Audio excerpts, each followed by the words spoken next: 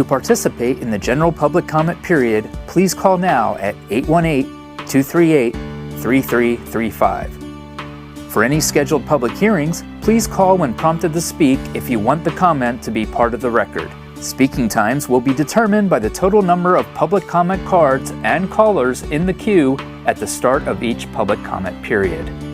For 1 to 20 total speakers, each speaker will receive up to 3 minutes. For 21 to 39 total speakers, each speaker will receive up to 2 minutes. And for 40 plus total speakers, each speaker will receive up to 1 minute. No additional comment cards or calls will be accepted once the public comment period begins. Good evening, everyone, and welcome to a regular meeting of the Burbank City Council on Tuesday, March 25th, 2025. If anybody was watching, we have a lovely intro that some of my colleagues are just seeing for the first time. I keep suggesting that we do a Friends-like intro, but I just got a bunch of laughs, so I'm guessing that's a no.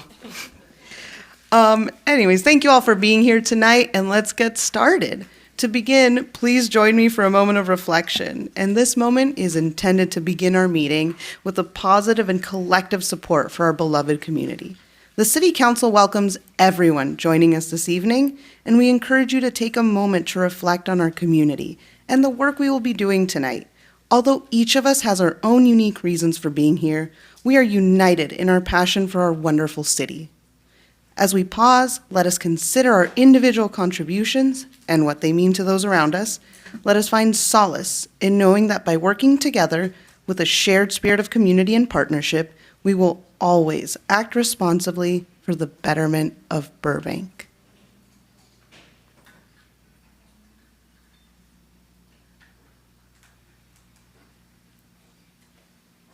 Okay, please join me for the Pledge of Allegiance. Ready? Begin. I pledge allegiance to the flag of the United States of America and to the republic for which it stands, one nation, under God, indivisible, with liberty and justice for all. Madam City Clerk, how are you this evening? I'm terrific. How are you, Madam Mayor? Good. I'm enjoying the sunny weather. I'm glad it's back. Beautiful.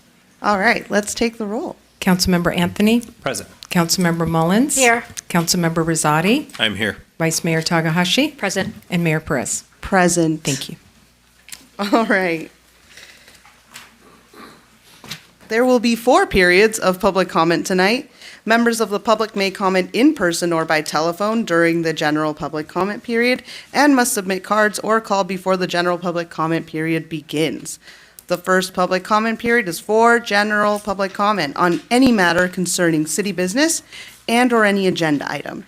If you are here in person and wish to speak during this public comment, you should have submitted a yellow comment card here to our city clerk like Mr. Harry Tremayan is doing right now. If you would like to participate in the general public comment over the phone, please call now at 818-238-3335. Callers will be placed in a queue until the general public comment period begins, at which time no additional calls will be taken. Additional periods will be available following each report to council this evening, and we have 2 wonderful interpreters here available if you have interpretation needs in Spanish or Armenian.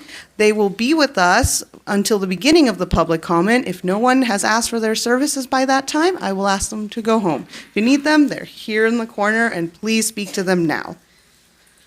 Now we have 7 announcements this evening. Following our announcements for March 25th, 2025. From March 24th to the 27th, the City of Burbank will update lane striping on East Olive Avenue to create wider on-street parking and provide more room between parked cars and traffic. Work will take place from 7 a.m. to 4 p.m. daily, subject to weather conditions. Olive Avenue will remain open, but please expect temporary lane closures and construction activity in the area. These improvements are part of ongoing efforts to enhance road safety and respond to community feedback. For more details, please visit the city's website. Restoration of the iconic Lockheed Starfighter Jet Monument has begun. From now through June, the historic monument located at George Isay Park will be refurbished to preserve its legacy for future generations. The grass area surrounding the monument will be temporarily fenced off for construction, but the sidewalks and surrounding park space will remain open to the public. For future updates, follow the city's social media accounts on all major platforms. Attention California homeowners. Applications are open for the Earthquake Brace and Bolt program. Receive up to $3,000 in grant funding for a seismic retrofit of your home to reduce the risk of earthquake damage. Qualifying homes must apply by March 26th. Visit earthquakebracebolt.com to learn more. The Burbank City Clerk's Office is currently accepting applications for a vacancy on the Planning Commission for an unexpired term ending July 31st, 2027. The deadline to apply is Friday, April 4th at 5 p.m. If interested, please apply online at burbankca.gov/BCC application. For more information, please contact the Burbank City Clerk's Office at 818-238-5851 or email cityclerks@burbankca.gov. The City of Burbank has launched a pilot community events and program grant to eligible community nonprofit organizations for events and program initiatives that foster community engagement and benefit the Burbank community at large. For more information and to access the application link, please visit the city's webpage or scan the QR code on your screen. The deadline to apply is April 4th. The city's transportation division is launching a study to evaluate and update its current Burbank bus services to better serve current and future riders. Potential changes include revised routes, updated schedules, added stops, and improved connections to other transit services. Your input is essential in shaping these improvements. Visit the city's website for more information and to complete the survey. During the hotter months of April through October, Burbank will move back to 2 days per week watering schedule. Residents are asked to use irrigation on Tuesdays and Saturdays only before 9 a.m. and after 6 p.m. for up to 15 minutes per irrigation station. Hand watering is allowed any day of the week, but should be done before 9 a.m. or after 6 p.m. Please note that the Sustainable Water Use Ordinance does not apply to recycled water. To learn more about Burbank's water conservation efforts, visit burbankwaterandpower.com. This concludes the announcements for this evening. Alrighty. Oh, there we go. So we have two presentations to council this evening. And the first is the presentation of a certificate of recognition to the Los Angeles Community Garden Council, the City of Burbank Community Garden Steering Committee, and the Burbank Parks and Recreation Department in honor of the grand opening of the Hollywood Way/Clark Community Garden.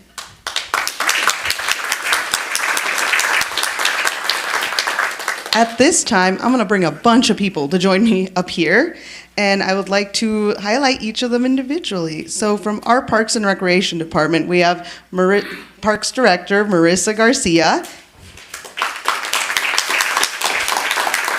and we have Deputy Director Diego Ceballos.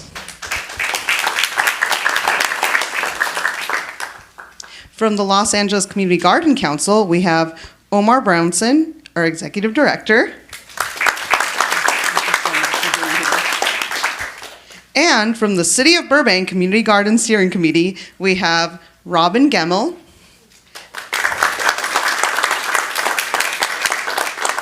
Denise Birchgrad, Kelly Dancho, and Alex Arciniega.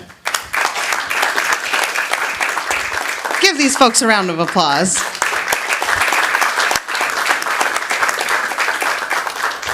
So on February 22nd, for folks who don't know, we officially cut the ribbon and opened the Hollywood Way/Clark Community Garden. It's an investment that's going to enrich our community for years, for generations to come. And for those who don't know, it was quite a lengthy road and quite a battle to get there. And everybody up here has made that possible for our community. I'm especially grateful because that's the neighborhood I grew up in. So it's really nice to hear that the kids who went to my elementary school and all the families that live there, because we're a very family-rich neighborhood, are going to have a community garden to go to that's really close by, accessible, and we've already seen a lot of amazing volunteers working at those plots. So thank you all for making that possible, and thank you to the volunteers. And at this time, I have some certificates for everybody. Of course, a project like this just doesn't take shape overnight. It requires so much work and dedication. So we want to acknowledge all of these folks who have been a part of this process. And if you haven't gone to the garden yet, check it out, request a plot, volunteer. We're always asking for folks. And if you pass by, give the amazing volunteers there a shout out because they're really doing the work. Diego and I were digging out there the other day. They are really doing some hard work. It's hard to move the soil there.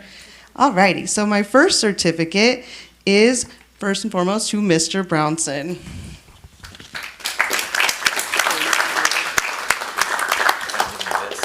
Oh, thank you. Our official Look at that. kindergarten hat. Futures in blue.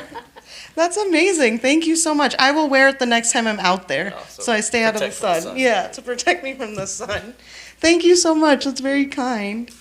And I want to extend my heartfelt thank you because the Los Angeles Community Garden Council, for folks who don't know, does a lot of work across the county to ensure that neighborhoods like ours have community gardens. And we're really grateful that you picked Burbank for your next project. We're really grateful that you helped us fight through the red tape to get to fruition. For folks who don't know, we had some red tape with the city of LA, but that's neither here nor there. But we're really grateful for working alongside us to make that happen, to be a great partner to our Parks and Rec department. And we hope to continue partnering with you on future projects and many years to come. Thank you for all you've done. Thank you. Of course. My next certificate is to the Community Garden Steering Committee.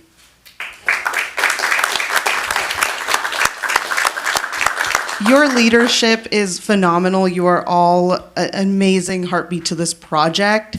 The passion that you've put into it for years has really caused it to be a thriving living space. And I just want to say, from the planning to the design to the digging, oh my gosh, I'm just glad it's here. I remember I was not even on the council when this was an idea, and we were all there trying to make it happen and getting told there was red tape and barriers. So I'm just thankful that you four have kept up with it, that the volunteers on the steering committee, the folks who run the social media page, have all stayed dedicated to this. Thank you for, steering with us and seeing what can happen when we actually continue to fight. So thank you all from the bottom of my heart. Really appreciate it.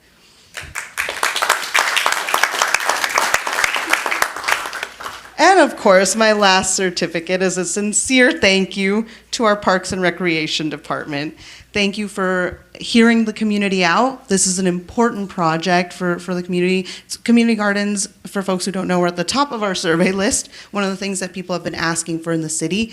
And we're just grateful that you all took it on, and even with the hurdles, kept going and worked with these amazing folks to make it happen. And here's to another wonderful 100 years. All right, now let's all take a photo.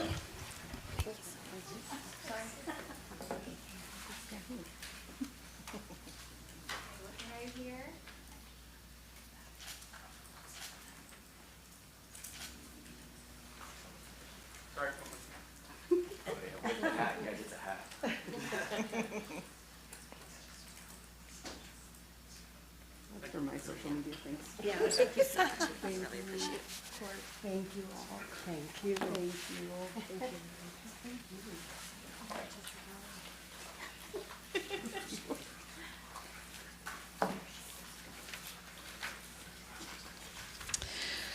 All right. Our next presentation this evening is a proclamation declaring March 1st through 31st, 2025 as Endometriosis Awareness Month in the city of Burbank.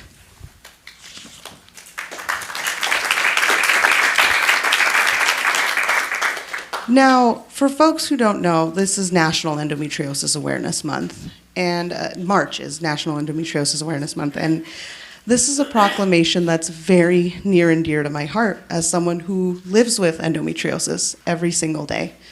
I suffer from this chronic illness, and I think, as most folks, you're rarely loud about these kind of things. You keep it to yourself. But very recently, and I was taught by someone that that's not something you should do, especially when something needs activism and needs folks to talk about it. Because endometriosis is one of the most top 20 painful conditions and chronic illnesses in the world, right up there with fibromyalgia, with lupus, and with heart attacks. And very little attention is brought to it because it's a women's healthcare issue.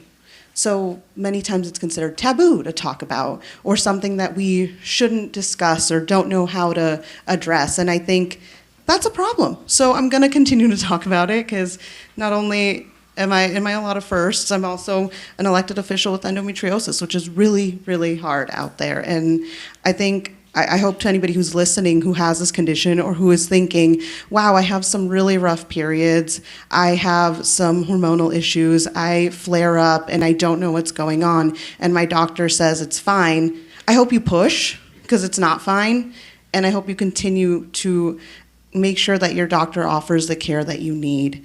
And the one thing I wanted to say, it's also very meaningful to me this year, because it's very common that women with endometriosis are often unable to have children or struggle with the process, which has definitely been the case for me. And it's no secret that that is no longer the case for me. As you can all see, I'm very much expecting my first child. And I feel very lucky and blessed. You know, and I know it's not the norm. I know most women who go through this will have to select other options.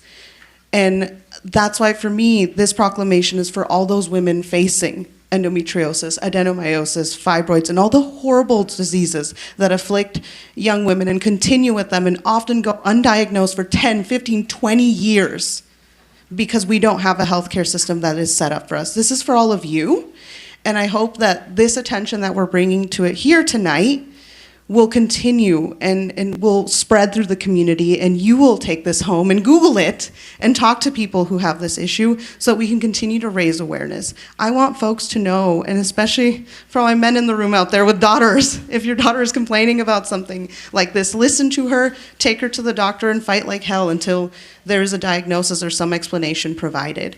Because this should be as common as any other illness out there. It shouldn't be something that we're seeking attention for or seeking acknowledgement for. It should be something that we're seeking a treatment for at this point. So all that being said, I want to bring up somebody now and highlight somebody who has been an endometriosis warrior in particular, who at her age, I was crying on my desk from the pain of endometriosis, but she is, of course, crying because it's hard, but has decided to take the disease and more challenge herself to become an activist for this and to increase awareness. And oh my gosh, I wish I was half the person you are at my age now that you are today. So now I want to bring up Hannah O'Brien.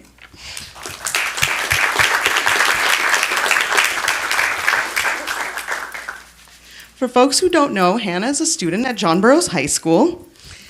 Hannah, Burroughs.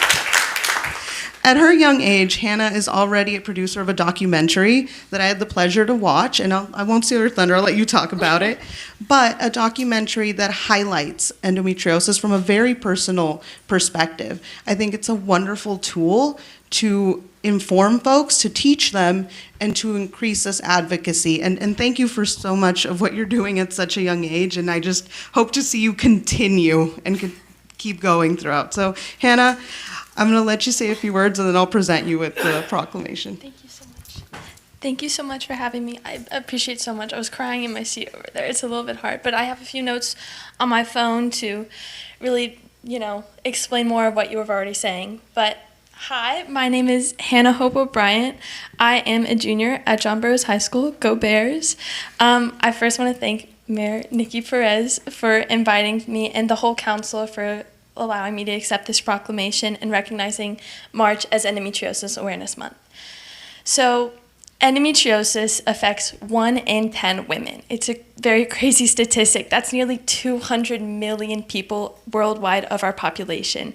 And it is one of the top 20 most painful diseases in the world, but it often gets overlooked as it's a women's medical condition. It takes on average 7 to 10 years for women to be diagnosed, and there is not enough attention because there's not enough attention in medical systems, or many medical doctors do not go into the field because they are not taught it. There's another statistic that they are only taught it for 1 hour throughout their entirety of medical school, despite it affecting 200 million women.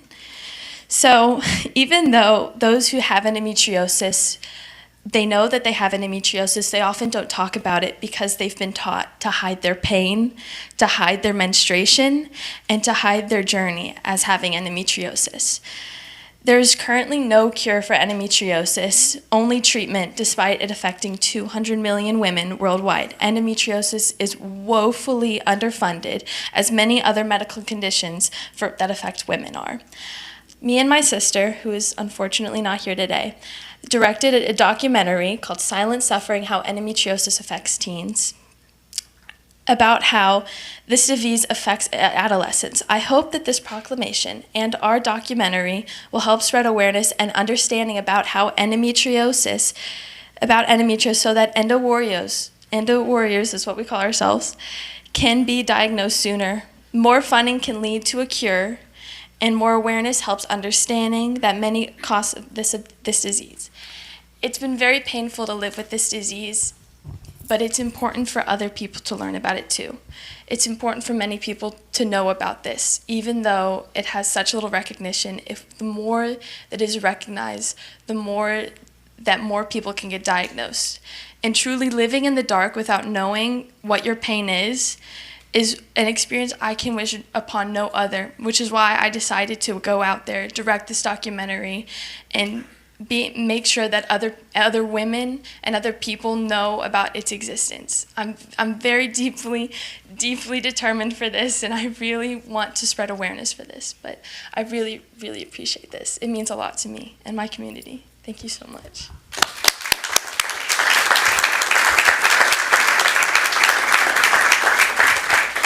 Thank you, Hannah. And I said I wouldn't cry, so I'm doing good so far. All right, so now I have this proclamation to present to you for Endometriosis Awareness Month. Whereas endometriosis is a complex immune chronic condition in which tissue similar to the lining of the uterus grows outside of the uterus and affects an estimated 200 million people worldwide. And whereas endometriosis often goes undiagnosed for years and treatment is aimed at controlling symptoms as there is currently no known cure, and whereas increasing awareness and education of endometriosis can help reduce stigma, promote open conversation, and ensure that diagnosis and treatment begin at the earliest stage possible, minimizing the devastating effects and symptoms endometriosis can have on those living with the disease and their families. Now therefore I, Nikki Perez, Mayor of the City of Burbank, do hereby proclaim March 1st to 31st, 2025 as Endometriosis Awareness Month in the City of Burbank and encourage all my fellow residents to join me in raising awareness about endometriosis and supporting those affected by this condition. Thank you.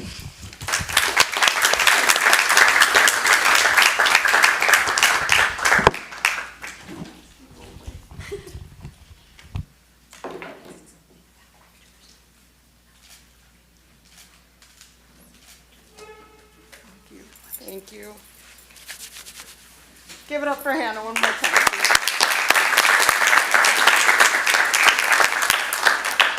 Thank you all, and go spread the awareness. Mr. City Manager, do you have anything to report? Thank you, Madam Mayor. Yes, I do. I do have one report. I'd like to introduce our Library Services Director, Eric Lashley, as well as our Public Works Director, Ken Berkman, to provide our quarterly update on the Civic Center Central Library project. Mr. Berkman and Mr. Lashley, welcome. Do I get to keep your hat? Only if you report it. All right, good evening, Madam Mayor, honorable council members. I'm your Public Works Director, Ken Berkman, here with the Library Services Director, Eric Lashley, to provide an update on the new Burbank Library and Civic Center project. As you know, we provided the council a staff report update on November 19th, and we have good news to share with you in this first quarterly update. So after our November 19th meeting, staff from multiple departments drafted a request for proposals to secure a full-service consultant project management services firm, which was released on February 25th. There was a mandatory pre-proposal meeting held 2 weeks ago, and it was very well attended, with over 80 individuals from about 50 firms attending in Community Services Building Room 104, is almost overflowing. Project managers, architects, engineers, and contractors were in attendance. Their proposals are due April 8th, and the expected process going forward is for our internal committee to review those proposals, conduct interviews of the top-ranked firms, negotiate the final scope of work and fees with the selected firm, and return to council as early as May 20th with a contract award recommendation report. Critical service for the project manager at the beginning will include refining the project definition with a concerted community outreach effort as we begin to develop the procurement documents with, for a progressive design builder. And Mr. Lashley has some great project updates as well. Eric? Thank you, Eric Lashley, Library Services Director. I've been on the job almost 4 months. Yeah, you can cheer for that. It's clear to me that since I've been here for 4 months, the 1963 building that we are currently across the street does not meet our needs. I hit the ground looking at what has happened in the past. I was very excited to read the responses from the community engagement that was done a few years ago. I read the vision for the new library document, and I was so excited to see that the residents are basically calling for a community-centric library, which means they want a coffee shop or a cafe, a teen space, a dynamic children's room, a media lab, maker space, study, and meeting rooms. I also had the original consultants complete a programming report that added a local history room, an art gallery, performing art space, public art, and displays that will honor our local entertainment industry. The library staff have begun looking seriously at the different new areas for the new library to maximize efficiencies. And staff have come up with some fantastic ideas. We're also excited about the outdoor space that will be a part of the Civic Center, which could host festivals, concerts, and plays. The goal is to make the library and the outdoor space the real heart of the downtown and a real community hub. We're very excited to bring on the project manager to help with this program and to really kickstart the community engagement again. And we look forward to bringing back our selection in May for your approval. Thank you. Thank you very much for that update. Do we have any brief questions for either of them? No? Okay. One brief comment. Thank you. Brief comment, very brief. This is so exciting, just want to say. And I wanted to first thank you for keeping the coffee shop in the plans. Rooftop preferably, or at least outdoors on the second or third floor. And there's so many cool things that are listed on, that are going to be in this community resource library center. There are going to be books, right? Of course. Yeah, okay, just want to make sure. Anyway, just thank you for the update. I've been involved with this project from when it's a twinkle in Elizabeth's eye back in the day, and so it's just great to see where you've come so far. Thank you. Thank you. Thank you for the report. And yes, I second the coffee shop. All right. Gotta scroll through here. Mr. City Manager, what is next? Our presentation from the vector control folks, right? Are they here? Yes, they are. Oh, wonderful. All right, next we have a presentation from the Greater Los Angeles County Vector Control District. I'd like to welcome our representative, Dr. Jeff Wassam. Welcome. Yes, Ms. Mayor and council members, I'm your appointed trustee to the Greater LA County Vector Control District. So you've mentioned how good the weather is, nice and warm. What other things like the warm weather? Mosquitoes, right? And we've had recent rain, maybe stagnant water, they're living it up now. So it's something to be aware of in our homes to remove that stagnant water.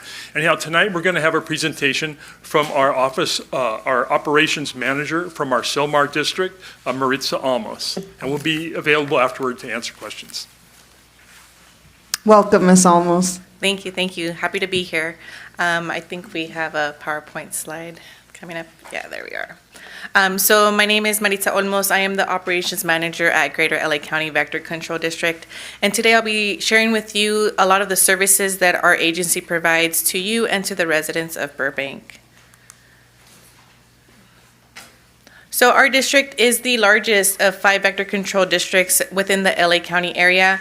Our current assessment per family home is $18.97 annually, and this is to help cover services regarding control of mosquitoes, black fly, and non-biting midge as well. So if you look at the map, the orange outline, that is the area that we cover, very, very large area, over 1,000 square miles. So mosquito-borne diseases that affect the community of Burbank. We do have a new growing threat, dengue fever. We don't really hear about dengue fever in this area, but it is of growing concern. This past year in 2024, we had 140 travel-associated cases, meaning someone traveled to an area where dengue fever is endemic and then came home sick. So we responded so that then dengue fever wouldn't spread to their neighbors, to their friends, and to their family. We did have our first locally acquired case, and we ended up having 3 for 2024 within our boundaries. And in LA County, there was 14 reported cases of dengue fever. An ongoing problem that we have is West Nile virus. We do get human cases every year for West Nile. It's been ongoing for many years. And then doesn't happen as often, but occasionally we do also have St. Louis encephalomyelitis as well. So just something else to keep in mind. So to combat these problems, we have an approach of integrated vector management. So it's a 3-pillar system where our scientific technical department handles all of our surveillance, our operations department handles all of our control efforts, and our communications department handles all of our outreach and education for our residents. On the operational standpoint, the folks that the residents are going to have the most face-to-face or our high visibility staff are going to be the staff members that respond to service requests from the public. So anyone can submit a service request by phone or by website if they're having mosquito problems at home, and we'll come out, we'll conduct an inspection, see if we can see where the mosquitoes are coming from. If we're not able to locate anything on their property, we can then expand the search to their neighbors and to the public areas to see if we can find it, eliminate it, or treat it if possible. We also conduct door-to-door yard inspections. So all those cases that I mentioned that we've had last year, we went ahead and we responded to those just to help control and minimize the mosquito population and minimize the risk. Our medium visibility staff are the folks that you won't see as much are our vector control specialists that have single routes. They inspect and treat all of the public sources. We also have our swimming pool program. So if a pool is inoperable, it can become a very big breeding ground for mosquitoes. So we do offer treatments for those as well.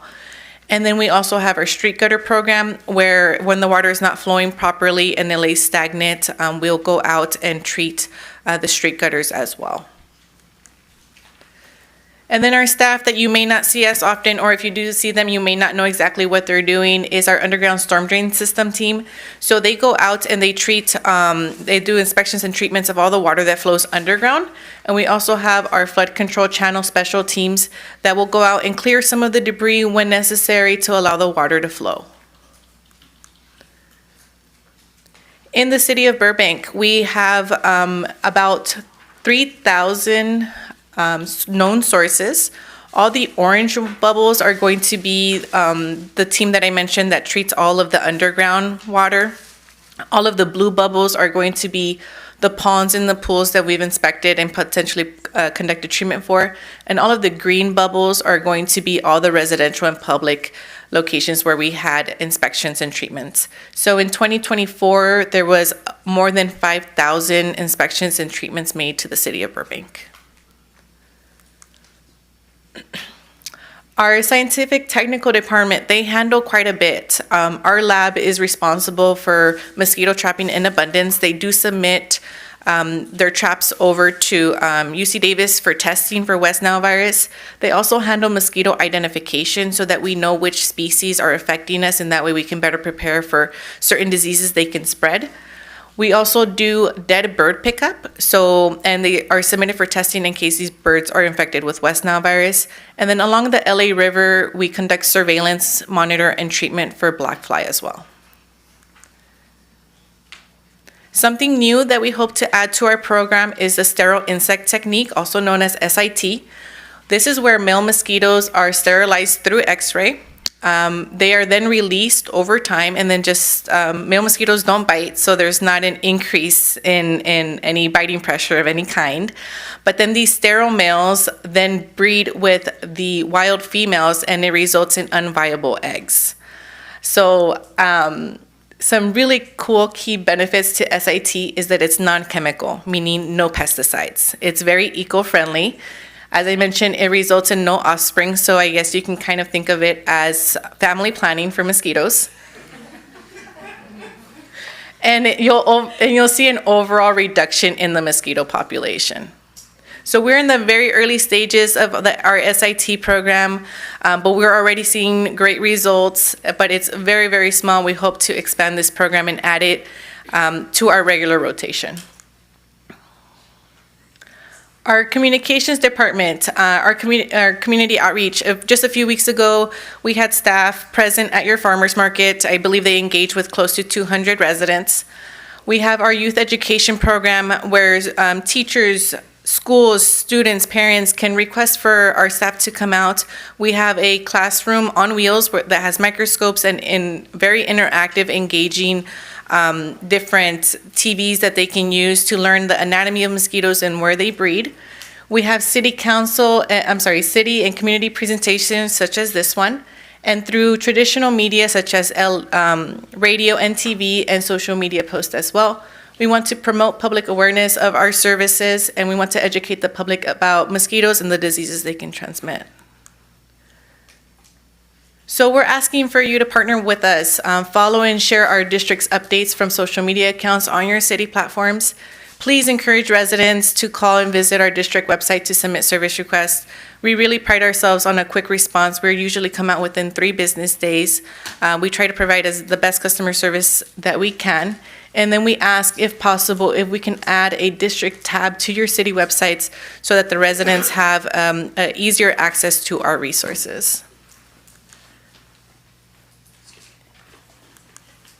And with that, I will take any questions. Thank you, Ms. Olmos, for the presentation. And folks, if you see the vans around, now you know why they're there and that they're keeping mosquitoes out of our community or sterilizing them. Any quick questions for vector control? Councilor Mullins. Thank you. Thank you for the presentation. Quick question. I heard this morning on the news, due to the fires and the recent rain, there's a lot of water puddles in the fire area, and that they've noticed increase in mosquitoes.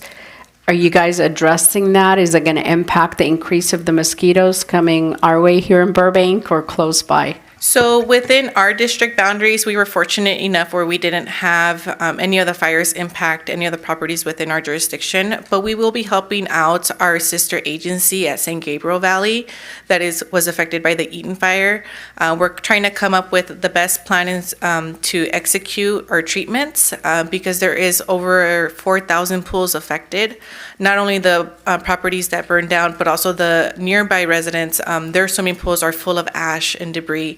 There are certain protocols that need to be taken, but we're already selecting our key staff to go out and hopefully start making treatments of these pools so that it doesn't end up kind of bleeding into our jurisdiction.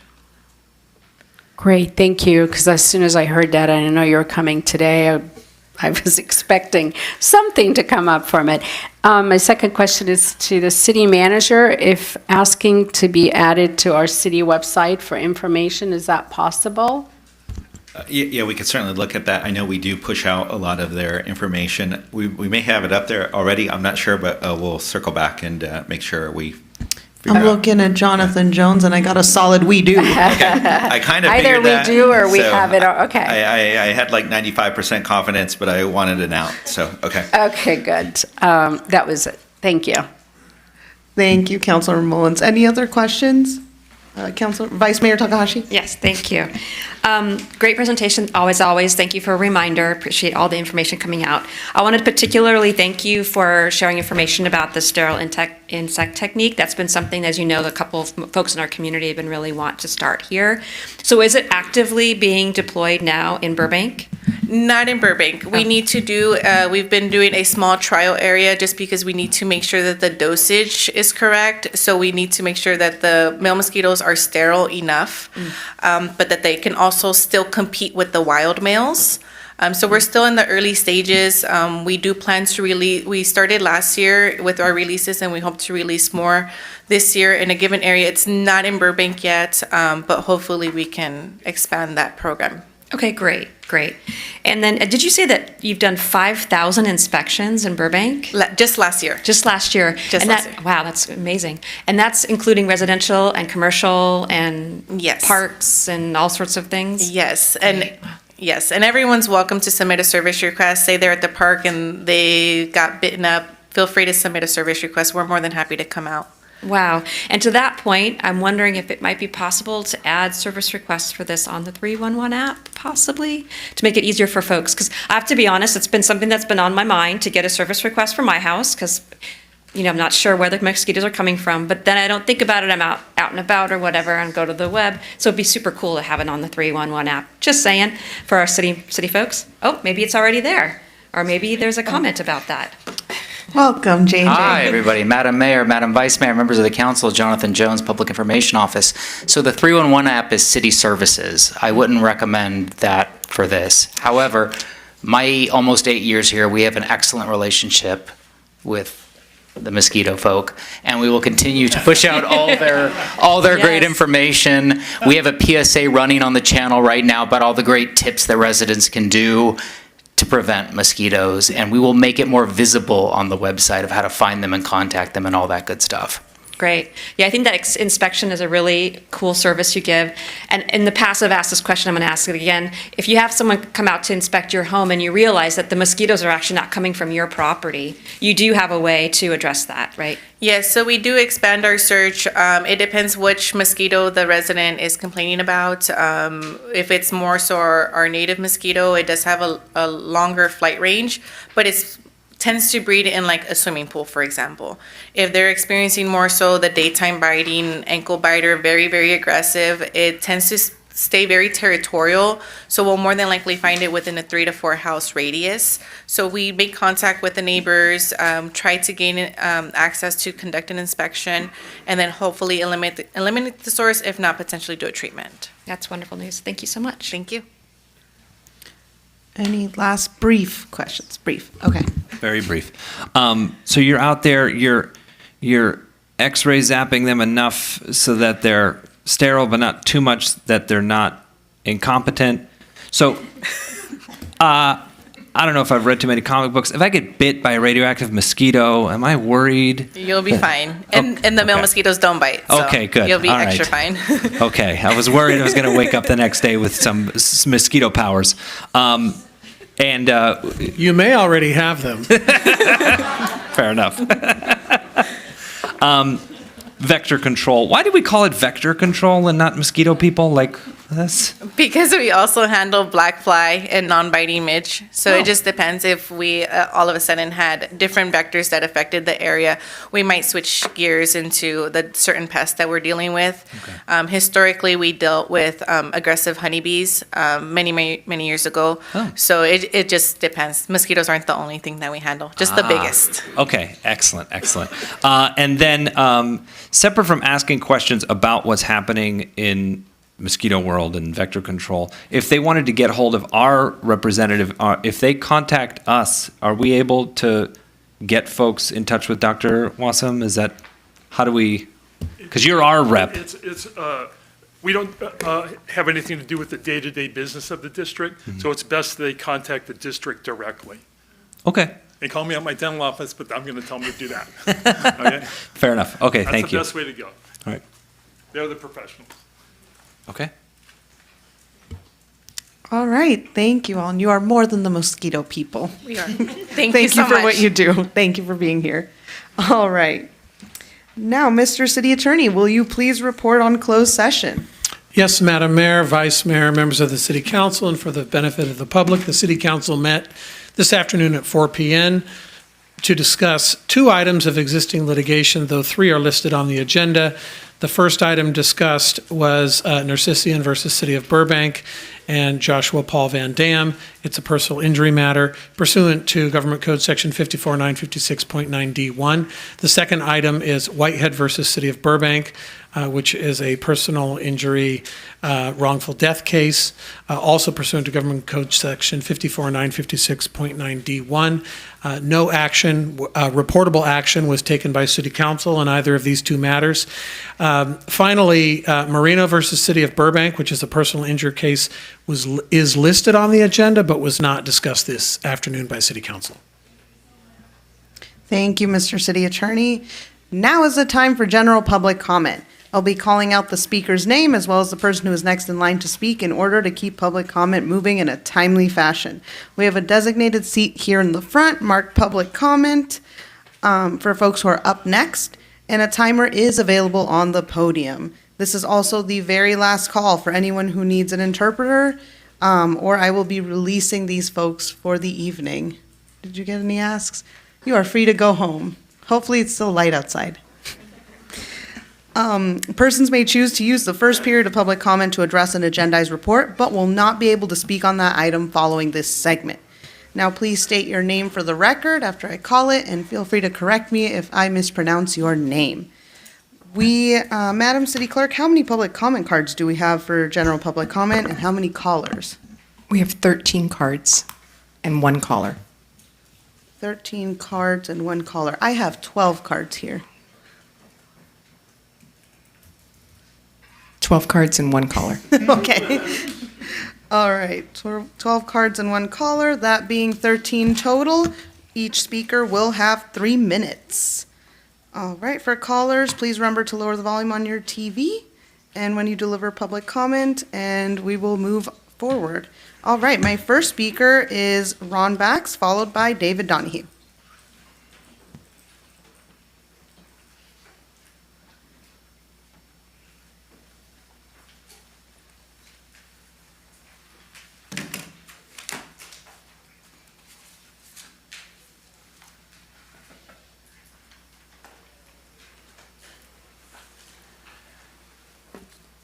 Good evening, City Council. Ron Bax. And while the handout is being distributed, I have breaking news. I received my insurance quote last night. It has doubled from last year. Last year it doubled. This year it doubled. If I take that increase and flow it down into rents, it's a 4% increase. 4% for insurance alone. Let that sink in. Okay, on to today. I stood at this podium the day of the first reading of the Tenant Protection Ordinance, TPO, February 11th, 2025. I asked when was the meetings to obtain housing provider input. I received no answer during the council's and staff's response that followed. I asked again at the City Council meeting, March 11th, 2025, and requested an answer. Again, there was no response from council or staff. There was a claim that a robust deliberation occurred February 11th, 2025. I do not dispute that, but it was without all the facts, housing provider input. February 11th, one council member was advised to recuse because of a potential conflict. It has been 6 weeks to my knowledge, a determination, if that was necessary, has not been made. If 2 council members are renters, why were they not advised to recuse? This 11th hour question, I have been told the challenge occurred 2 minutes before the agenda reached the item, should have required the item be pulled if a black and white decision could not be made. Housing providers have had no input and no representation. the city has apparently looked solely to the BTU for input. I have seen some opinion by the city attorney regarding 20B, C, and D. My response is, really? It is clear the city attorney has never walked a day in a housing provider's shoes. There's insufficient time in the up to 3-minute sound bites allowed during public comment to evaluate this issue, let alone the entire TPU, which has other problems. For example, Harry Tamernian addressed items 14 and 15. These are clearly contrary to state law. State law allows a housing provider to refuse partial rent payments. Item 14 explicitly requires they be accepted. Items 14 and 50 create a thorny path. A 3-day notice or pay to quit still needs to be issued. The partial rent check has no effect. If a tenant presented a partial check prior to expiration of a 3-day notice to pay or quit, again, the ordinance is in conflict with state law. And we better put in here, I'll be back April 8th to continue on. You can read ahead for you. Thank you for your comment. Our next speaker is David Donahue, followed by Quanah C.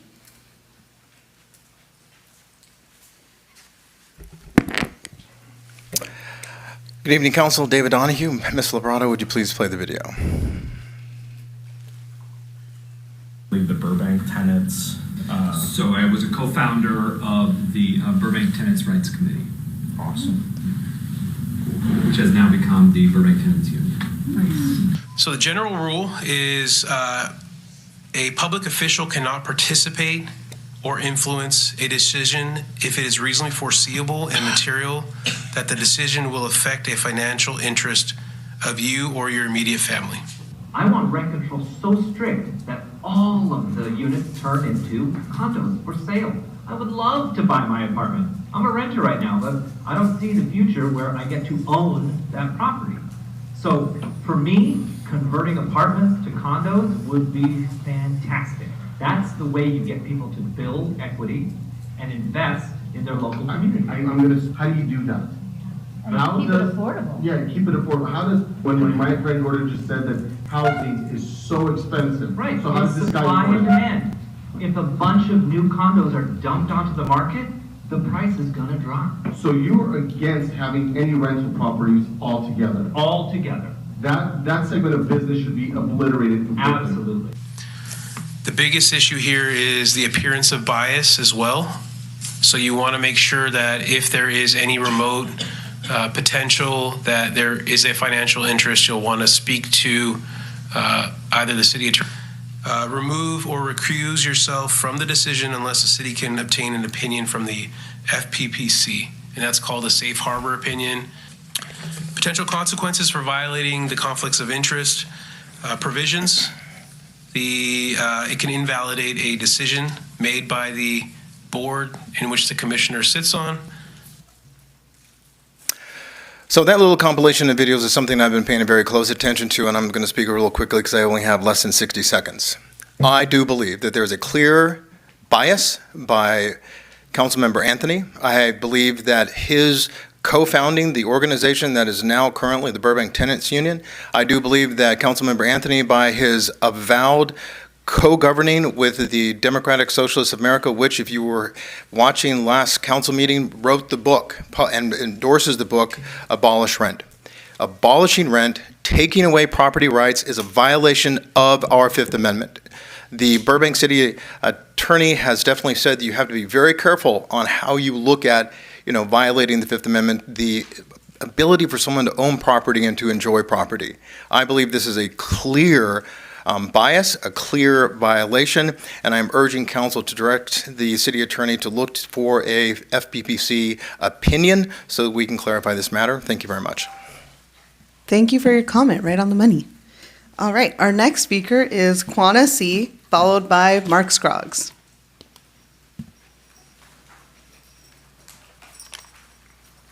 Thank you for having me tonight.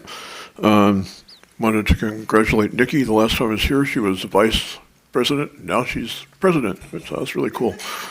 Thank you, and thank you, Marissa, too, for being here. My issue tonight is I'm just talking about our trees on Niagara Street. I understand there was some kind of a resolution that was agreed to earlier. I wasn't aware of that. But there are 3 big Aleppos that are being targeted to be taken down between the end of this month and the beginning of next month. My personal feelings is that they're spiritually related to me. I know Nikki can probably understand the Native view. I'm of Comanche heritage, and this is very important to me. What I'm hoping for is that instead of removing the trees completely, maybe they can trim them back a little bit. But the flyer also said that it could take 12 months to put something else there. And when they removed the tree across the street from us last year, it created a wind problem where we lost a third of our tree in our front yard. It fell over and damaged our neighbor's roof. We took care of that, or we are paying for it. And it also blew down the fence in our backyard last year. And it did the same thing again this year. It blew down the fence in the backyard. So we had to take care of that. But I'm hoping that you guys realize that removing these other 3 trees that are scheduled will create a lot of environmental impact on the people that live on both sides of the street. And beyond the spiritual point of view, the physical aspect is pretty severe. So asking for reconsideration, maybe to not take them completely down. And certainly not to take 12 months to replace them with a 12-foot tree. That's not going to do anything to stop the wind. But thank you for your time, and I wish you guys well. Thank you for your comment. Our next speaker is Mark Scroggs, followed by Eric Hawk from the Burbank Community Band. Oh, he gets a whole title. Gotta Good evening, put it on your card. Oh, okay. Good evening, everyone. I'm Mark Scroggs. Tonight, I know you're going to be discussing the proposed film commission, which, like the state tax incentives, is a good step forward, but will need a lot more is needed, honestly. The entertainment industry is rapidly changing, as we all know. In today's Hollywood Reporter, in fact, there was a story about how young people are rapidly cutting streamers, not going to films because of the cost and because of the entertainment value, and just watching creative content online because it's more affordable and cheaper. And in fact, I imagine most of us are doing that anyway ourselves. So the business is changing. So we need to change with it. I know that with creative, like short videos, I'm going to change it up a little bit. I'm going to check. YouTube had a studio in Culver City that I went to like 9 years ago. I'm going to check and see if that still exists. If it's for creators to do stuff, and then they work with the community, and then they provide stuff. So I'm going to check that out. It just hit me. I want to say I shared a lot of ideas on the proposal with you guys over the weekend while I was watching basketball. I want to share a story about a 25-year-old client of mine who, while a student at Michigan, co-wrote a short film that he got financing for through a grant that he learned they had a mentor that taught him how to do this. They taught him how to do the production. They walked him through that, the production, post-production, accounting. They made a feature out of it that they shot here 2 years ago with him in it, Alfred Molina, my client, Mindy Sterling. A lot of places are doing this. A lot of people are walking people through everything. No one here does that. It's like kind of throws it out there, makes it just difficult. We need to be doing more of those things, is for one. I've mentioned that.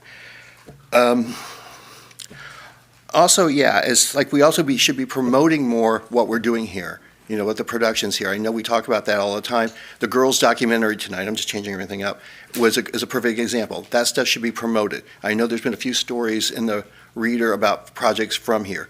We can promote what we're doing so people will be here. And I wish the AMCs would actually donate, just pick one theater for local projects, because half of them are sitting empty all the time, even though it's the busiest AMCs in the country, or the West Coast.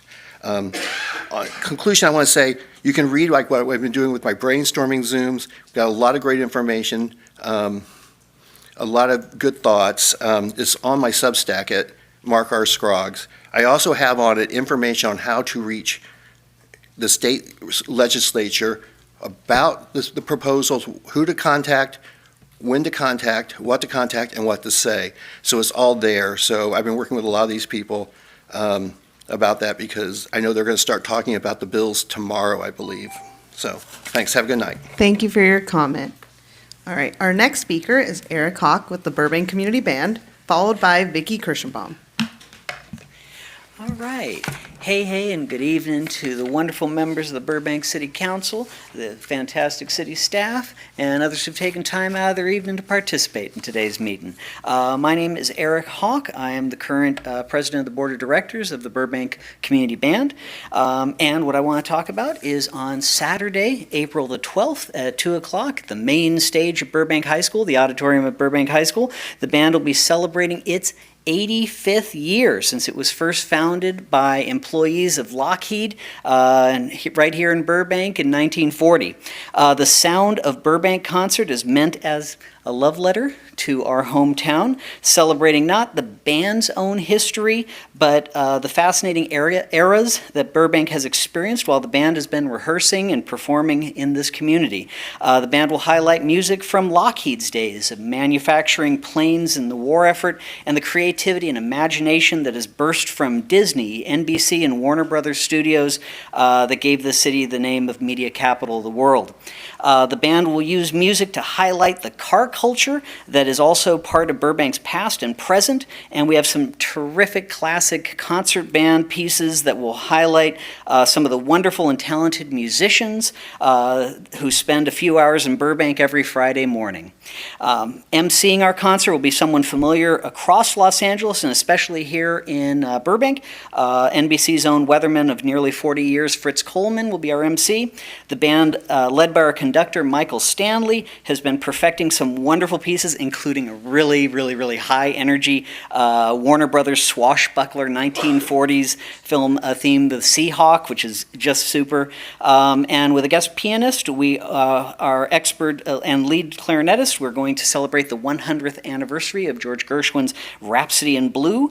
And the band even has a newly commissioned piece that ties to a movie filmed here in Burbank at the Lockheed plant that for a brief moment even shows some of our ancestral musicians who were in the early band playing for their coworkers.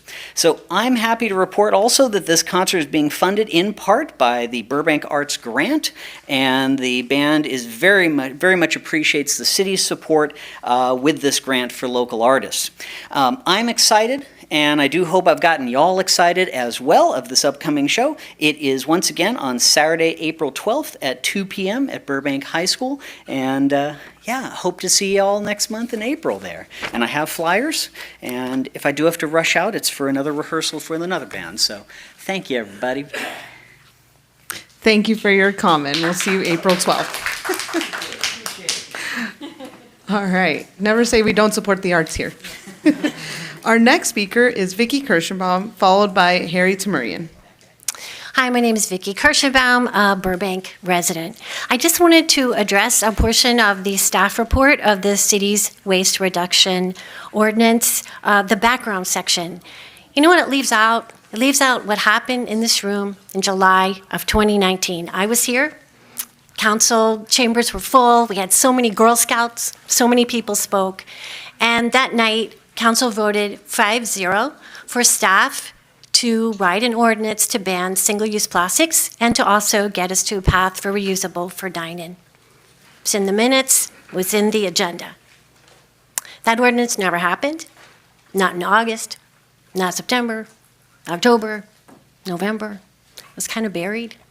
And then we got to COVID-19, so we had nothing in place. And of course, disposables skyrocketed. So since that time, our city has sadly put a mountain of plastic in our landfill because only 5% of plastic is ever recycled. February 2024, we did revisit this issue, but mistakenly, Council stated that the 2019 vote was only for polystyrene, so we went forward with that.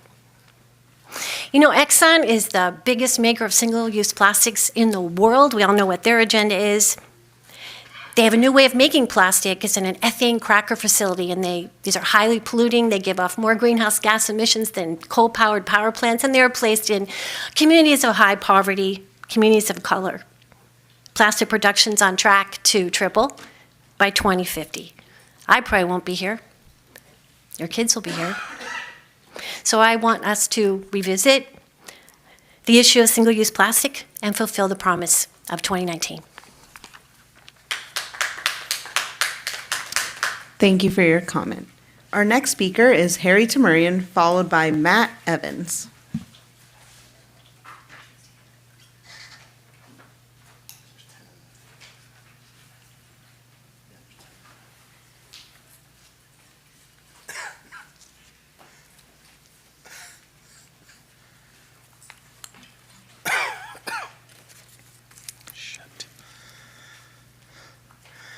I'm going to wheeze a little bit. I forgot my inhaler in the car. I apologize.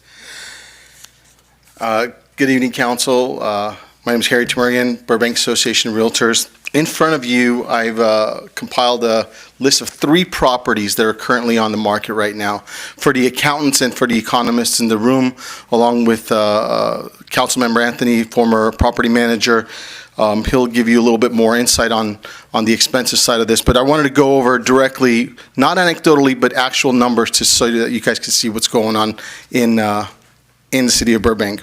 Property number 1, 271 West Ash Avenue. It's active. It's for sale at $1,999,999. It is a 4-unit property. Purchase price is $1,999,000. Down payment amount is a whopping $500,000 for a great loan amount of $1,499,000. At an increase at an interest rate of 7%. At a property insurance of $4,500 a year, at property taxes of $24,999. Total income on the property, as you could see, is $8,425. Under AB 1482, that would increase to $9,099. Under your increase, it would only increase, under your proposal of 3% increase, it would only go to $8,677. And that is a total loss on a monthly basis to the client, to the owner, of $4,752. Total loss.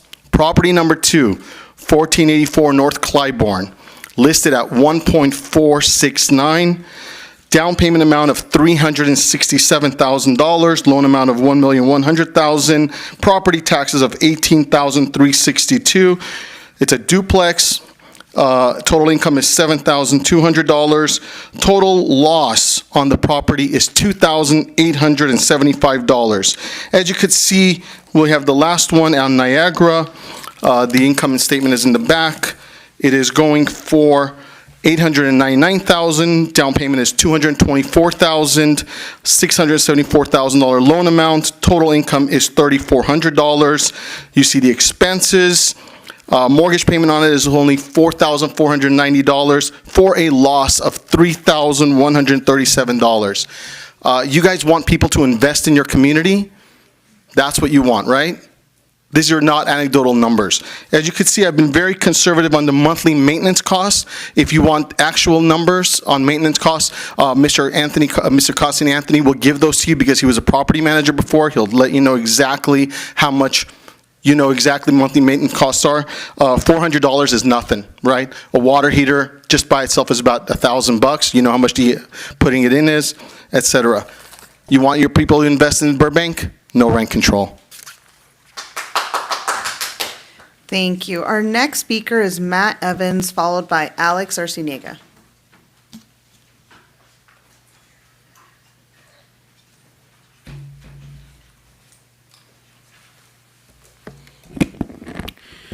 Good evening, Council.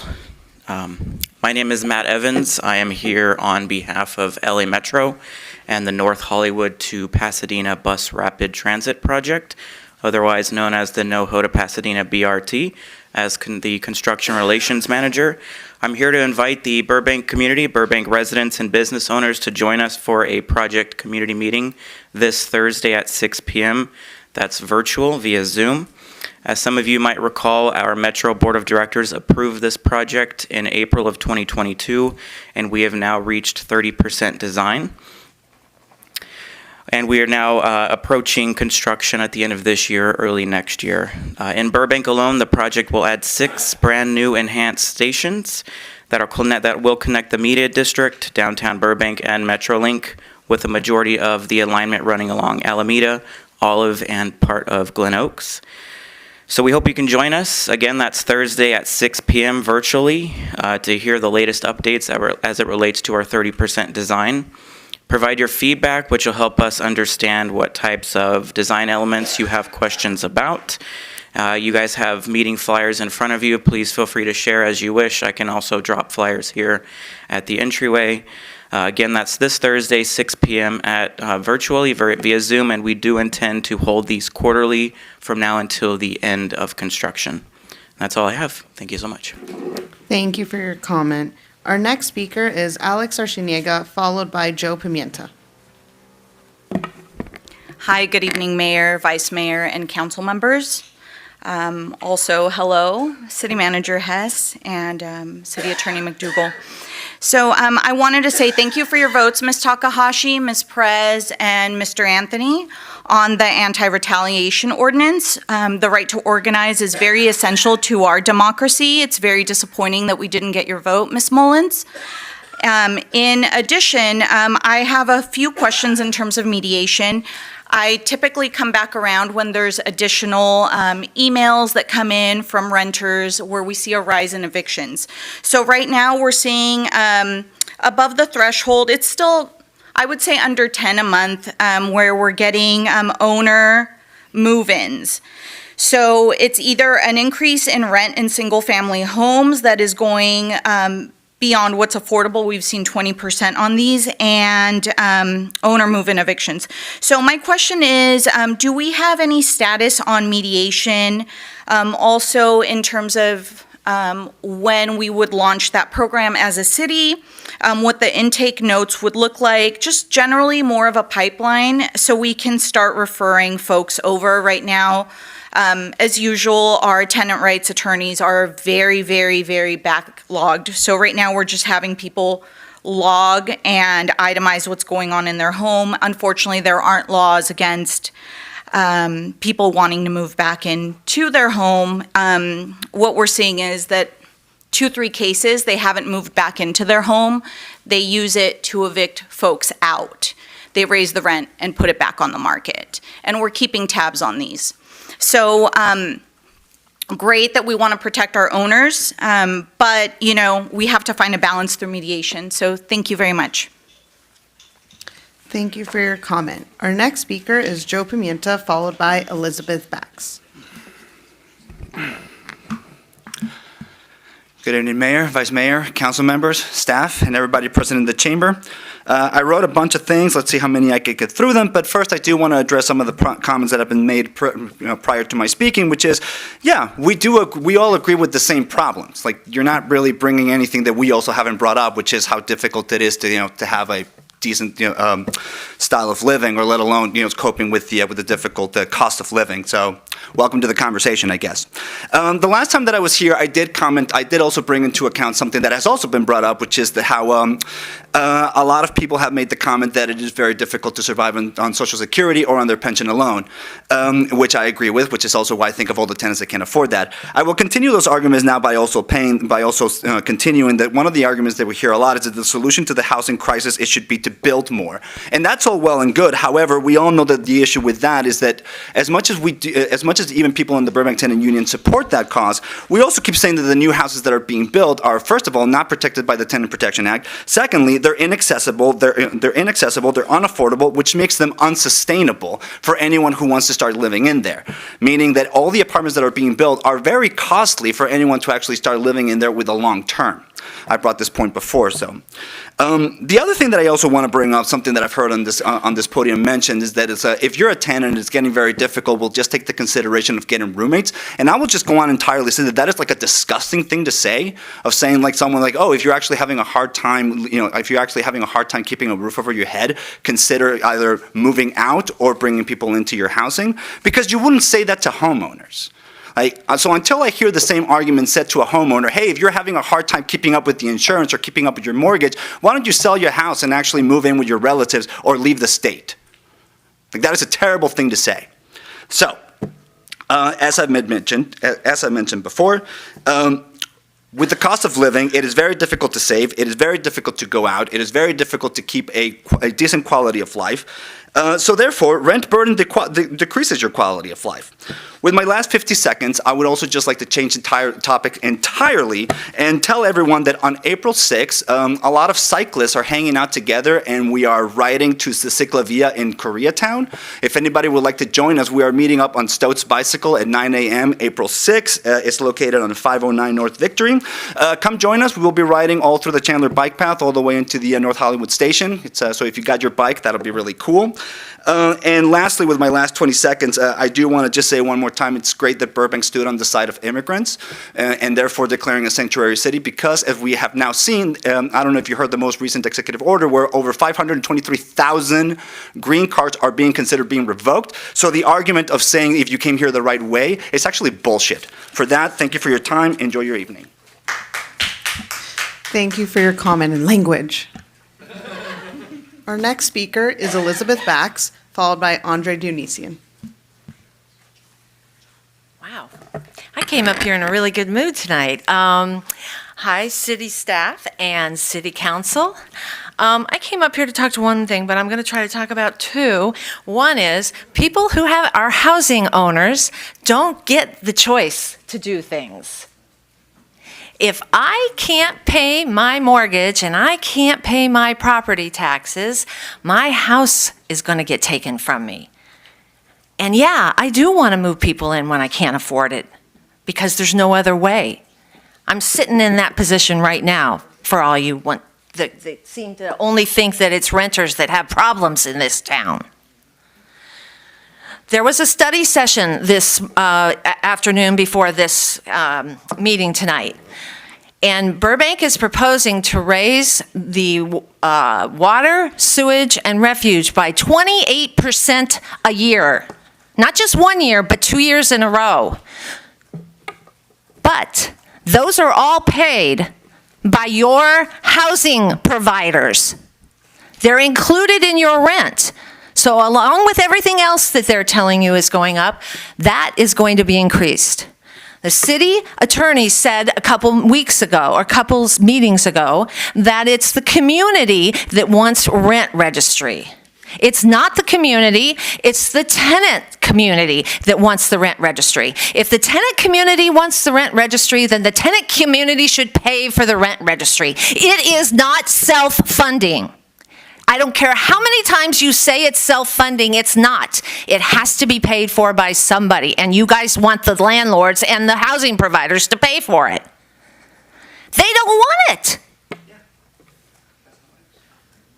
And lastly, what I'd like to say is Mr. Ron Bax has sat up here 3 times and asked the same question over the past 6 weeks, and no one has had the respect to answer his question. I would appreciate if tonight, you guys in this public comment tonight can answer his question and not take him out in the hall and not whisper in his ear, but talk to him from this dais. Thank you very much. Thank you for your comment. Our last speaker is Andre Dionysian, and then we'll go to the calls.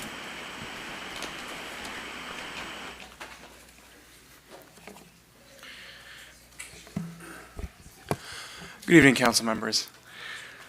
I want to bring up, totally unrelated to the other very important issues that, hello? Hi. Good evening. I want to bring up a completely unrelated subject. On my street, Harvard, for the last few days, there's been some tree trimmers trimming the trees up and down the street. Contractors, from what I can tell, for the city. And the way they've been doing the tree trimming is a little concerning. I think it's indicative of a larger problem we have with contractors in the city. First of all, there was no notice given that, hey, we're going to be blocking an entire lane of travel in a residential neighborhood for several hours in the morning for several days in a row. It's, that's something we should have reasonable notice of. What's more concerning is that they were also blocking driveways. And I had the pleasure of trying to get past them in the morning and also in the afternoon coming back. And and they have maybe half of a block, one lane of travel entirely blocked, blocking several driveways. It's creating a dangerous environment. Compounding that concern, at intersections, they have their cherry pickers and these large vehicles backed up into the intersection with no flaggers. There's no visibility when turning, creating a dangerous environment for pedestrians, for cyclists, and for drivers. What really concerned me was the intersection of Harvard and Kenneth, which, for anyone who knows, is a popular route for kids walking from the elementary school, Emerson, and from the middle school, Muir, back home and to school, where there was low visibility for drivers, for parents, for kids. That's something we should all be worried about. And this is by no means an isolated incident. We have a lot of contractors in this city that don't put the time and care in that our public works team would, right? We would never see this from our public works teams. So I think this is something we should be cognizant of. And if possible, maybe the city, maybe Public Works should check in on some of these contractors and make sure that they're following the law, they're following best practices, and that we're not putting any undue risk to pedestrians, to drivers, and we're not putting undue burden on homeowners, on renters, people who live in these neighborhoods. That's all. Thank you. Thank you for your comment. That was my last speaker card. Believe we had one phone call. The caller is Veronica St. Clair. Hi, Veronica. You're on with City Council. You have 3 minutes. Hi, everybody. My name is Veronica St. Clair. I'm here with my fiance, Michael Bradway. Hey. We are Burbankers and working actors. We are calling in to express our support for the Burbank Film Commission. We would love to be there in person, but unfortunately we are calling in from Chicago, as this is the city where the film industry has currently brought us.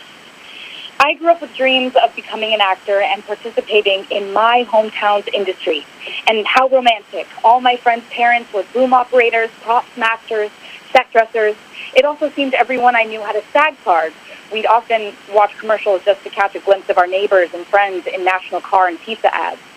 Perhaps it was the best-kept secret to the rest of the world, but we all knew Burbank and all of its inhabitants was the very heartbeat of Hollywood, right here in our backyard. And seeing as Burbank is supposedly the media capital of the world, I never imagined years later, as I grew into my dream, that I'd spend 3 years in Australia shooting a television series about Los Angeles. Even worse, the series was entitled La Brea, which, wouldn't you know it, holds very little significance to Australians. I've only continued to work as an actor everywhere, but in the many studio spaces in Burbank, Budapest, Canada, Italy, and yes, while wonderful, it isn't the life I dreamed. I really thought I'd be riding my bicycle to Warner Brothers. It's right there. But, more importantly, whenever I return, Burbank feels less and less Burbank. So many shops and landmarks and restaurants closing as the lifeblood of our city moves everywhere else. I am terrified that our beautiful little Burbank will soon become a ghost town. Let's please, please bring Hollywood back to Burbank, where it belongs. Thank you for your time. Thanks, everyone. Thank you for your call. It's great to hear from you, Veronica. All right, that is what? Oh, and your boyfriend, fiance. Thank you, everybody who commented. That was our last caller, I believe. Although I think that line is still open. Oh yeah, I agree with you. That's the side of that debate you'll catch me on. All right. Great. There being no further public comment, I now declare the general public comment period closed. Now's the time for a brief response from the city manager, city attorney, and any other staff. So let's start with our city attorney. Madam Mayor? Yes. Okay, so I will start with Mr. Bax. The ordinance that was brought on February 11th were discrete action items council gave staff in July of 2024. They were 2 of 4 items, and as detailed in the staff report which was an update on the progress on the tenant protections program that council has set for staff. They described the status of 4 requests of council, and 2 of them were embodied in the ordinance, the mom and pop exception and the tenant's bill of rights. And so there was 90 days of outreach that was done generally on tenant protections, but there was not a specific tenant or landlord outreach component to bringing back those 2 discrete items that were requested by the council in July. With regard to his statements on the partial rent, I know that a landlord group, or at least some landlords, were very concerned about some of the provisions of the Tenants' Bill of Rights.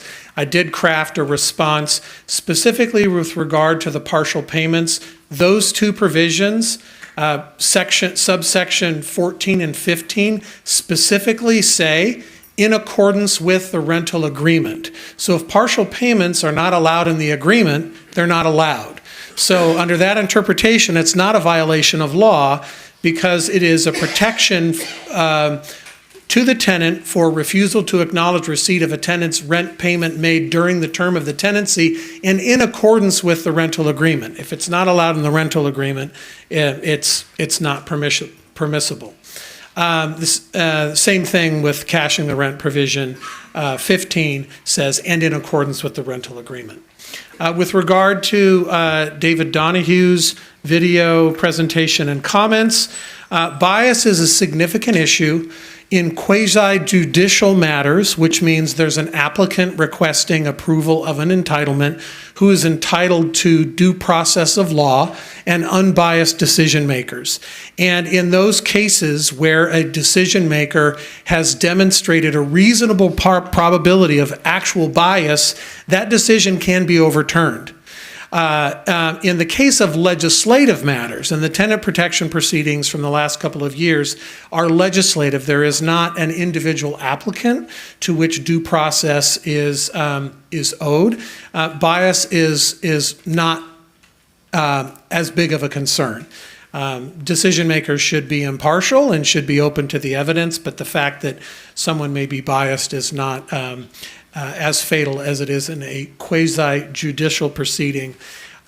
With regard to landlords and tenants having conflicts of interest, that's an issue that my office is currently doing further research on, but with regard to tenants, there is a public generally exception with regard to tenant protection ordinances, legislative proceedings, that so long as all tenants in a community are treated the same, in other words, there's not different classes of tenants, the fact that a decision maker is a tenant does not create a conflict of interest. That interest of a tenancy, if the only interest is in a lease, it falls under the public generally exception. And the applicable provision for that is Title II of the California Code of Regulations, Section 18703, E4. It allows an official to take part in a decision that affects all renters of residential property within the official's jurisdiction if the only interest the official has in the decision is the interest of a residential household. The rules for landlords are a little more complicated. There's a threshold and other considerations. Our office is looking at that. The only other commenter that I would like to address specifically is Ms. Arciniega regarding mediation.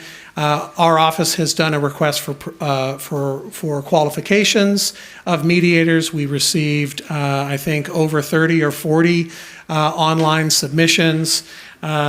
Multiple candidates have been interviewed, and I believe we have a pool, an initial pool of at least 6 or 7 licensed attorneys who are interested and highly qualified, and we are in the process of setting up the intake. However, the intake number is still the same. It's the city's housing staff, which is 818-238-5180. And so that is still the number. It will remain the number, and we're working out the intake. The intake process will be the same. We have to work out both the case handoff to the mediators and what their product will be at the end of the mediation that the city receives. So we're finalizing those details. I think we're within a month to 3 months from being able to go live. That's conservative, but I think we're going to be ready to hit the ground running. Staff are already taking cases. With regard to owner move-ins, no fault, just cause evictions for owner move-ins. The intended occupants must move in within 90 days, and they must stay for at least 1 year, or the tenant shall be offered a right to return. And we will be, those sorts of cases will certainly be open to looking at those as well. Thank you, Mr. City Attorney. Mr. City Manager. Yes, I have a couple of items. First off, the North Hollywood BRT community meeting. We'll definitely make sure that we push that out as well. I'm glad to see that they're doing community meetings, and whenever we have a chance, we'll be sure to push that out so our community is aware. So we'll be doing that. The other, the 2 tree items, I'm going to have our Park and Rec Director come up and respond to both of those. Thank you. Welcome back, Ms. Garcia.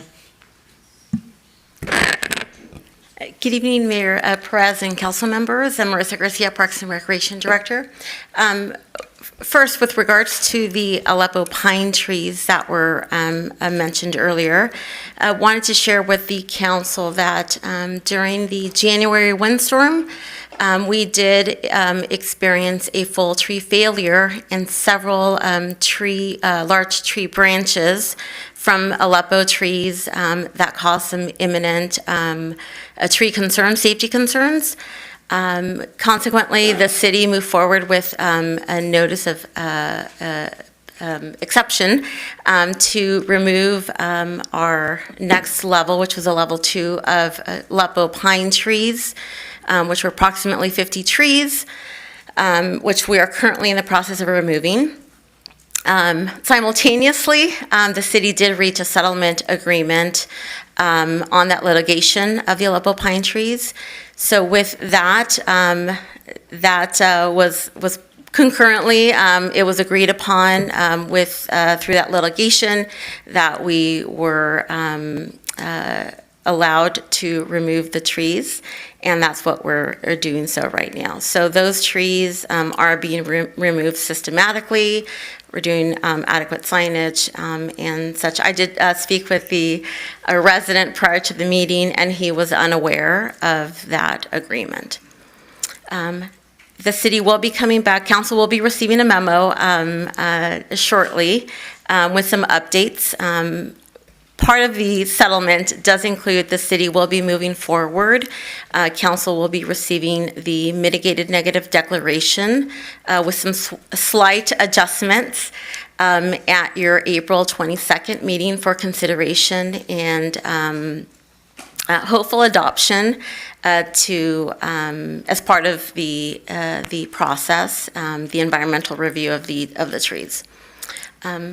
With that, moving on to the second tree comment, I am not aware of any, I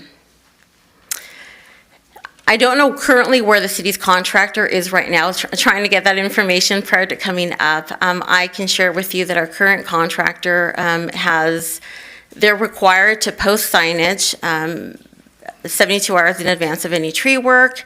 They are to get a permit through Public Works if there's going to be any lane closures that impact our residents. It's been my experience that they go through the appropriate process to obtain those permits and post signage.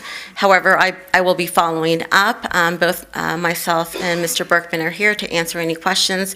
I did get the location, so I'll be following up as well to ensure that we're following that process. I do want to mention that at any time, anybody can call our Public Works Department if there's any concerns with, street closures, where there's no signage, and that number is 818-238-3915. Happy to answer any questions that I may have missed. Great, thank you. Thank you, Ms. Garcia. And Mr. Dionisi, if you could share more information with Ms. Garcia about maybe the contractors' info, kind of their logo, whatever you saw, so that parks can be aware of who that might be. We want everybody to act in accordance. Thank you. Any other comments from staff? No. Council colleagues, who would like to respond? Councilor Anthony. Thank you. Thank you all for coming out. I'm going to try to attend this BRT community meeting and the community band as well. I just want to point out, I know, Mr. Donahue, we've talked about some of the stuff that you've mentioned previously. A few meetings ago, it was a while back actually, we actually discussed Airbnb and VRBO and short-term rentals, and that is definitely, commercial, residential law, zoning law that is totally within the purview of the city council to vote on, and yet, many of the council members here have had full opportunity to either use an Airbnb or rent their space with Airbnb, and all of that stuff is not bias. And I will point out, again, that most of the stuff you bring to the video here to show are policy positions I've taken during campaign season. And, elected officials have to state sort of their values, not necessarily how they would vote on a specific item or not. And I will remind you again that nothing that you've brought so far was an actual ordinance that I was talking about. It wasn't a Brief public responses. Hearing. Sorry. So again, I just, bias it's a big leap, and I don't think it's there. The last thing I will say is, Mr. Tamurian, I appreciate you bringing all of these numbers, and yes, you are very conservative on those maintenance costs. For my colleagues, if you want to look at those numbers, the bottom number right under the word total, that's the loss per month. But to the right and to the right above it, to the right, that's the full cost each month. So even under AB 1482, anyone who purchases now is going to be at a loss regardless. So what we're talking about is increments of loss. There's no profit. But we're not made. talking about it this evening. We're not. We're Okay. not. So thank you for this. Brief. I I'm appreciate going to it. play the Academy I'm music done. for I'm you. done. I'm done. Sorry, that's strike two tonight. Okay. Who would like to go next? Councilor Rizzotti. Thank you, Madam Mayor. Thank you for all the speakers that came out. There's been a lot of questions about my participation or lack of participation in a few of the meetings and upcoming meetings I'm working through our city attorney's office. I'm frustrated, and I know you're frustrated. I think all of us should participate or none of us should participate. Regarding the speaker, regarding people having to downsize, there's nothing disgusting about people taking on a roommate. There's nothing disgusting about people moving out of a 2-bedroom to a 1-bedroom. I spent a lot of my career advising people on how to maneuver, either hanging on to what they have or cutting their losses and moving on. So, and there's nothing undignified about that. Life changes, circumstances changes, people's lives change, and sometimes you have to do things that you don't necessarily want to do, but then you bounce back. So I just, using the word disgusting, I think is a little strong. I think a lot of people are in situations that they need help in, and there's nothing wrong with making changes to better your situation. Thank you. Who would like to go next? Councilor Mullins. Thank you. Thank you, everyone that came in tonight, called. Shout out to Veronica and Michael for calling from Chicago. That's, staying up late. So thank you for your input. I do, most of the items that I had checked in here was addressed by staff. I do want to recognize Hannah for her courage in putting together the documentary and helping a lot of other young women dealing with the issue that obviously she's been dealing with. Also want to congratulate the Los Angeles Community Garden Council for putting together a beautiful garden. And I want to give shout out to Eric. Is he gone? Yes, he is. For always coming and inviting us and keeping us up to date on what they're doing with the band. I quickly want to address Ms. Kuschenbaum concern about item number 6, which we will be discussing later, but just a quick brief response that we worked really hard to make sure that we educate our business community, that we help them succeed, and do the right thing to help them through a difficult time, financial difficult times. And our decision was based on a lot of input from the business community. So we will be addressing this item further, addressing this item later on the agenda, but I wanted to acknowledge you for coming up and speaking about it. Everybody else, I think that's it. Thank you. Vice Mayor Takahashi. Thank you, Madam Mayor. As always, thank you for coming out and speaking about the topics that are important to you. Thank you for emailing us, calling us, and meeting with us during the week before, and then the caller from Chicago. I've done that before, called from another state, and I appreciate the effort that you put in to call in tonight. Echoing some of the comments from my colleagues, congratulations to the community garden. I live pretty close to that community garden. It's watching that piece of land slowly get to where it is now. It's been really great to see, so I appreciate all the effort and tenacity in that. And thank you also to Hannah for speaking up on this very important topic. And endometriosis is an invisible chronic illness, and this effort is not just awareness, but destigmatizing talking about these issues. And taking women seriously, and those with uteruses seriously when they say that they have endometriosis or pain. Very important. Many of the speakers have already had responses, and I just wanted to touch on a couple ones that maybe they haven't been responded to yet. I wanted to just thank Mr. Timurian for bringing in data and numbers. That's always appreciated. For me, I like to see that viewpoint, more than theoretical, but practical. So appreciate that. I also wanted to thank Ms. Arciniega for bringing in some examples of situations that are still going on. And please encourage those folks to connect with the city if they haven't already. And if we are unable to address their issues, I would like to know too where our misses are. So please let me know. Okay, thanks. And then just kind of in general, around the discussion of our various housing and renter and landlord issues we've been talking about, at least I just want to speak for myself that I personally feel like I hear and listen to every single perspective, and I will listen to it again if you want me to hear it again, but I want to distinguish the difference between listening to what folks have to say and agreeing. So sometimes it may seem like we're not listening, at least for me, I'm gonna speak for myself, that we're not listening, but it may just be that maybe we don't agree. And so it's okay for you to talk to us and tell us what your perspective is, but I hope that, at least for my position, that you feel like you can talk, you can have my ear. And my phone number and my scheduling is all available online. And if you have an hour with me and you feel like that's not enough, we'll do another hour. If you feel like I didn't hear you, do it again. So I just want to say, at least for me, that I've been listening very carefully to everything everyone's saying, and I hope that at least that's coming off from that perspective.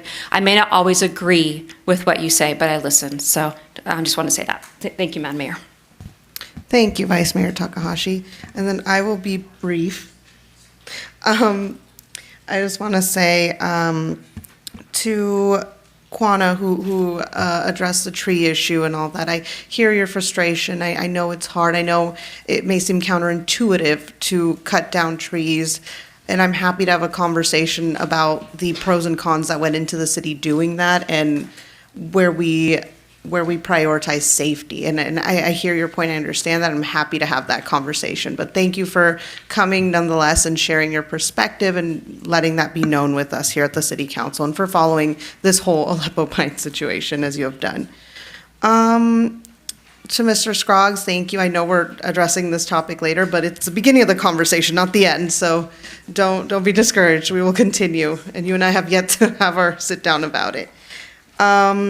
And then, I know a lot of the commenters were already responded to, but I do want to say thank you to everybody who came and spoke. I'm not going to talk too much on the rental issue. I feel like we've gone above and beyond what we should already, and getting the look from the city attorney. Only to say that I do know from knowledge of being on here that Councilmember Rosati and I have both gone to the city attorney to ask when and if we should recuse from self-promotions. To my knowledge, that we have done that. And I have taken the very advice that the city attorney shared with you tonight and the advice that he shared on January of 2023, when this topic first came up and somebody asked if a renter should recuse themselves, to say that the answer was no, based on my financial non-investment in my rental, right? And so I've been following the advice from the city attorney, and I will continue to do that. City attorney and the PPC, and I will continue to do that. And I know Councilman Rosati will continue to do that as we receive the advice that comes down from them. Let's see.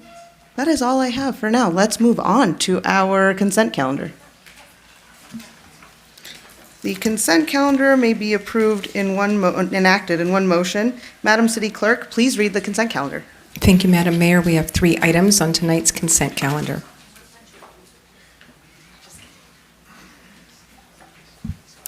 Item 1 is approval of the City Council minutes of the regular meeting of March 11th, 2025, and the dark meeting of March 18th, 2025.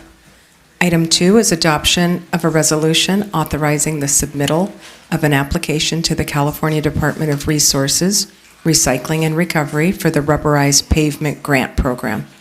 And item 3 is approval of a charging station license agreement with the Burbank Glendale Pasadena Airport Authority for access to the Hollywood Burbank Airport for the installation, operation, and maintenance of a direct current fast charging station. Thank you. Thank you, Madam City Clerk. Is there a motion to approve the consent calendar? I'll move it. I'll second. All right, motion by Rosati, second by Mullins. Let's take a vote. Oh, second by Vice Mayor, Takahashi. yeah. Sorry, I'm like concerned that she's not here yet. I was trying to stall. Okay. Pardon me. Councilmember Anthony? Yes. Councilmember Mullins will be marked absent. Councilmember Rosati? Yes. Vice Mayor Takahashi? Yes. And Mayor Perez? Yes. Thank you. All right, the consent calendar passes 4-0. And now we have 3 reports to council this evening. After the staff's presentation, the city council will proceed with in-person public comment only. Speakers will be allowed to speak on the item at the conclusion of the presentation, as long as the speaker has not spoken on the item during the first period of general public comment. Please be sure to submit your public comment card now, as no additional public comment cards will be accepted once the comment period commences following staff's presentation. The first report to council tonight is the approval of an amendment to the Burbank Glendale Pasadena Regional Housing Trust Joint Exercise of Powers Agreement. What a short name. And appointment of a director and alternate director to the Burbank Glendale Pasadena Regional Housing Trust. Welcome, Ms. Maribel Leland with the Community Development Department. Thank you so much, Madam Mayor. Good evening, Mayor and members of the City Council. Maribel Leland, Housing Authority Manager with the Community Development Department. I'm before you this evening to recommend approving an amendment to the Burbank Glendale Pasadena Regional Housing Trust Joint Powers Agreement to remove the current term limit for directors and to recommend the reappointment of Mayor Nikki Perez as a Board of Director, and also recommend the reappointment of current alternate council member Suzette Mullins to this board. Before getting into those recommendations further, I'd like to provide a brief summary for members of the public who may not be familiar with this new board. The Burbank Glendale Pasadena Regional Housing Trust was authorized by Senate Bill 1170 77 approved in 2022. Specifically, the bill allowed these 3 cities to enter into a joint powers agreement, or JPA, to create and operate a joint powers agency to fund housing to assist persons and families of extremely low, very low, and moderate income households in our Tri-City area. A state budget appropriation of $23 million was approved in the governor's budget of 22-23 and is available equally to the partner cities. In addition, trust staff continuously seeks out new monies to come and flow to the trust so that we can continue to fund affordable housing in our Tri-City area. Back to the JPA for this new board. It's been in existence since March 2023, the date the last of the 3 cities approved it, and was signed on May 2nd, 2023. It requires an appointee from each of the represented cities who must be an elected city council member. Members serve a term of 2 years. Furthermore, there is a current 2-term limit on this 3-member board. Finally, the JPA authorizes alternates for each director position to represent the director when that person cannot attend a meeting. On February 5th, 2025, the trust board was asked to consider by the trust manager and how to stagger appointments to avoid the board turning over all at once after a second term. For example, currently, if all the current board members complete their first term, as our mayor is completing the first term, and are all reappointed, the board could fully turn over in March 2027. Complete board turnover is not an ideal situation, as institutional and procedural knowledge contributes to an organization's smooth operation. Therefore, the board asked and requested that cities consider amending the JPA agreement to remove that 2-term limit to address this concern. The 2-term limit requirement is a provision found in the JPA, but not in state law. Therefore, the JPA has been updated with the proposed amendments to remove the 2-term limit. One change of note is the addition of language related to filling a vacancy when a director's elected term expires, meaning they are no longer a council member. In that instance only, when a council term ends, the appointing city may choose whether the new director will serve out the remainder of the term of the director that he or she replaces, or begin a new 2-year term. For all other vacancies not related to a council term ending, the new appointee will serve out the remainder of the term of the director that he or she has replaced, as stated in the JPA. Staff recommends the council approve the JPA amendment as proposed, removing director term limits, and reappoint Mayor Nikki Perez for a 2-year term, and Councilmember Suzette Mullins as the continuing alternate to the Board of Directors. This concludes staff's presentation. Happy to answer any questions. Thank you for the presentation, Ms. Leland. Madam City Clerk, do we have any public comment? We do not. Okay. Don't go too far, Ms. Leland. Council, do we have any? Yes. Thank you for that presentation. The original term limits you said were part of the original JPA agreement? Yes, thank you for the question. In the current Joint Powers Authority agreement, that there is a 2-year limit. So directors can serve a maximum of 2 terms. Okay. And that was, who originally wrote that? Was it all 3 cities together writing that out, and then we all approved it at the same time? And so now, because the 3 cities were the approval, now all 3 cities have to approve any changes? That is correct. That was all developed jointly with all 3 cities. Okay, all right. I wish I would have been in the room, because I would have told you that they would have all turned over at the same time. If you appoint everybody and then they all have 2, anyway, that's fine. I'm totally fine getting rid of the limits, because yeah, you need to be able to stagger them, but putting a 2 limit. And the reason why I don't think we need it is because most of the cities, even some cities that don't have it yet, are discussing term limits on the council members, so it'll effectively create staggering anyways. All right, thank you. Sorry, I know I was out for a second, but what was I going to say? My bladder is very limited now. The one thing I was going to add just quickly, I know Maribel finished her presentation, but just from the perspective of somebody sitting on the body, yeah, absolutely. We did not think about this when we did the agreement. We were very much more focused on the financial components, on working with the state, getting the monies to come down. And we didn't really have a sense for how the structure was going to go on, if the folks that were on there at the moment were going to be reelected, because this also came at a time right before, not us, but Glendale's elections. So it was questionable what was even going to happen with that body. But now that we've all been reappointed, and serving our terms, we in discussion seemed it would be more fair to remove the term limit than to do the other option, which was have us draw straws and sorry city, one of the cities who lost, you're just going to serve a shorter term, which just felt really out of place and not fair to the city that kind of lost out. And it's already 3 cities that are kind of sometimes competing for funding, saying like, my project needs this. So we just didn't want to add more contention to the table. And at the end, to what you said right now, it feels like the composition will really change naturally with the elections that happen within our 3 communities, which happen at different times. All 3 of us actually have very different structures. Pasadena's Mayor Victor Gordo, who's on there now, is an elected mayor. We're on the 4-year cycle in November, and Glendale is on the 4-year cycle in March in the primary. So it's all different cycles, and staff figured, well, this was the easiest way to do it. And then the final thing I will say, just to the second piece of the staff report, I'd be honored to continue serving on the board, and I'm proud of the strides we've made, like securing $3.5 million for affordable housing here in our city, and staff is going to continue to bring items in the future, so I'm excited to see those that come, and I'd be grateful to have Councilmember Mullins continue to cover me when I can't make it, particularly this summer. Yeah, what's happening this summer? I didn't. Thank you. So just to add a little more context to that.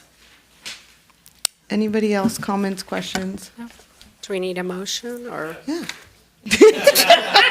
I'm ready. That was a very aggressive yes. He's like, move on, yes. Thank you. Okay, I make a motion to approve an amendment to the Burbank Glendale Pasadena Regional Housing Trust joint exercise power of agreement and appoint a director and an alternate director to the Burbank Glendale Pasadena Regional Housing Trust. I'll second. Do we need to name those appointments, or we're good? Wouldn't hurt. That would be Mayor Perez and Councilmember Mullins. Second. Great. I have a motion and a second. Councilmember Anthony? Yes. Councilmember Mullins? Yes. Councilmember Rosati? Yes. Vice Mayor Takahashi? Yes. And Mayor Perez? Yes. Thank you. Thank you all for your trust in us. We'll continue to bring those dollars to Burbank. All right. Our next report to council tonight is a consideration of options to assist the entertainment industry, including implementation of a potential task force and/or film commission. And I now welcome Mrs. Mary Hamzoian, Economic Development Manager from the Community Development Department, to please present the report. Thank you, Mary. It's great to see you. Hello, good Welcome. evening, Mayor Perez and members of the City Council. Mary Hamzoian with the Community Development Department. I'm here today to provide you with an update regarding our efforts to assist the entertainment industry by potentially creating a task force and/or a film commission. The entertainment sector is a vital part of Burbank's economy, providing more than 65,000 jobs and supporting our local businesses. The industry has faced numerous challenges since the pandemic, including post-pandemic recovery, industry labor strikes, and out-of-state production relocation that have all negatively impacted the sector. As this industry continues to evolve and change, there is a greater need to better understand this industry and all of its subsectors that make this industry successful, like animation, gaming, music, visual effects, post-production, and more. In March 2024, the City Council adopted the 5-year Economic Development Strategic Plan. One of the goals in the strategic plan was the establishment of an entertainment industry task force. So I'm happy to announce that we've already started the process of developing a task force and a diverse representation of industry professionals in a variety of different subsectors. A draft summary report of findings and recommendations from the task force will be brought back to City Council later this year. At the same time, staff was approached by the Burbank Chamber of Commerce to establish a film commission. The Film Commission, the proposed Film Commission would serve as a dedicated resource to streamline the permitting process, promote Burbank as a prime filming destination, advocate for policies and incentives to retain production and jobs, and build relationships with studios, independent filmmakers, and industry professionals. In addition to establishing a film commission, the Chamber is also requesting to create a local entertainment industry resource hub, including a media guide and an interactive app for industry support, and to develop an annual media industry expo to foster collaboration and showcase Burbank's media ecosystem. Should City Council elect to move forward with establishing a film commission, the Chamber will lead coordination of these initiatives with the city, while the city maintains involvement to ensure there is alignment with City Council's goals. Staff is seeking direction from City Council regarding the formation of a potential film commission. If the Council elects to move forward with this initiative, a second step report will outline commission composition and funding requests. As economic development continues to be a top priority for Council, establishing a task force, creating a media guide, an industry expo, and a film commission will help address the Council's newly adopted fiscal year 25-26 goal for economic development, which is to create incentives to attract, retain, and support media and studio industries and enhance relationships with existing companies. My colleagues and members from the Chamber of Commerce are available to answer any questions regarding their proposal. That concludes my presentation. Happy to answer any questions. Thank you. Thank you. We now have public comment. I have 9 comment cards here, so we're going to do that, and then we'll take questions from the council. So everybody gets 3 minutes, because 9 cards, and I will start with Pavel Imans, followed by David Donahue.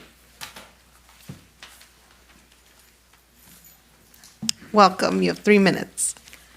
Thank you. It's Paul. Almost ready. Good evening. My name is Paul Emmons. I'm currently a member of IATSE Local 80 and former executive board member and lot steward. Local 80 is based here in Burbank, which represents, it's a local labor union representing approximately 3,800 entertainment industry workers, including grips, craft service, medics, and marine workers. I'm here with Terry Friedman, one of our craft service members. I support the implementation of the proposed City Film Commission or Task Force by the Burbank City Community Development Department.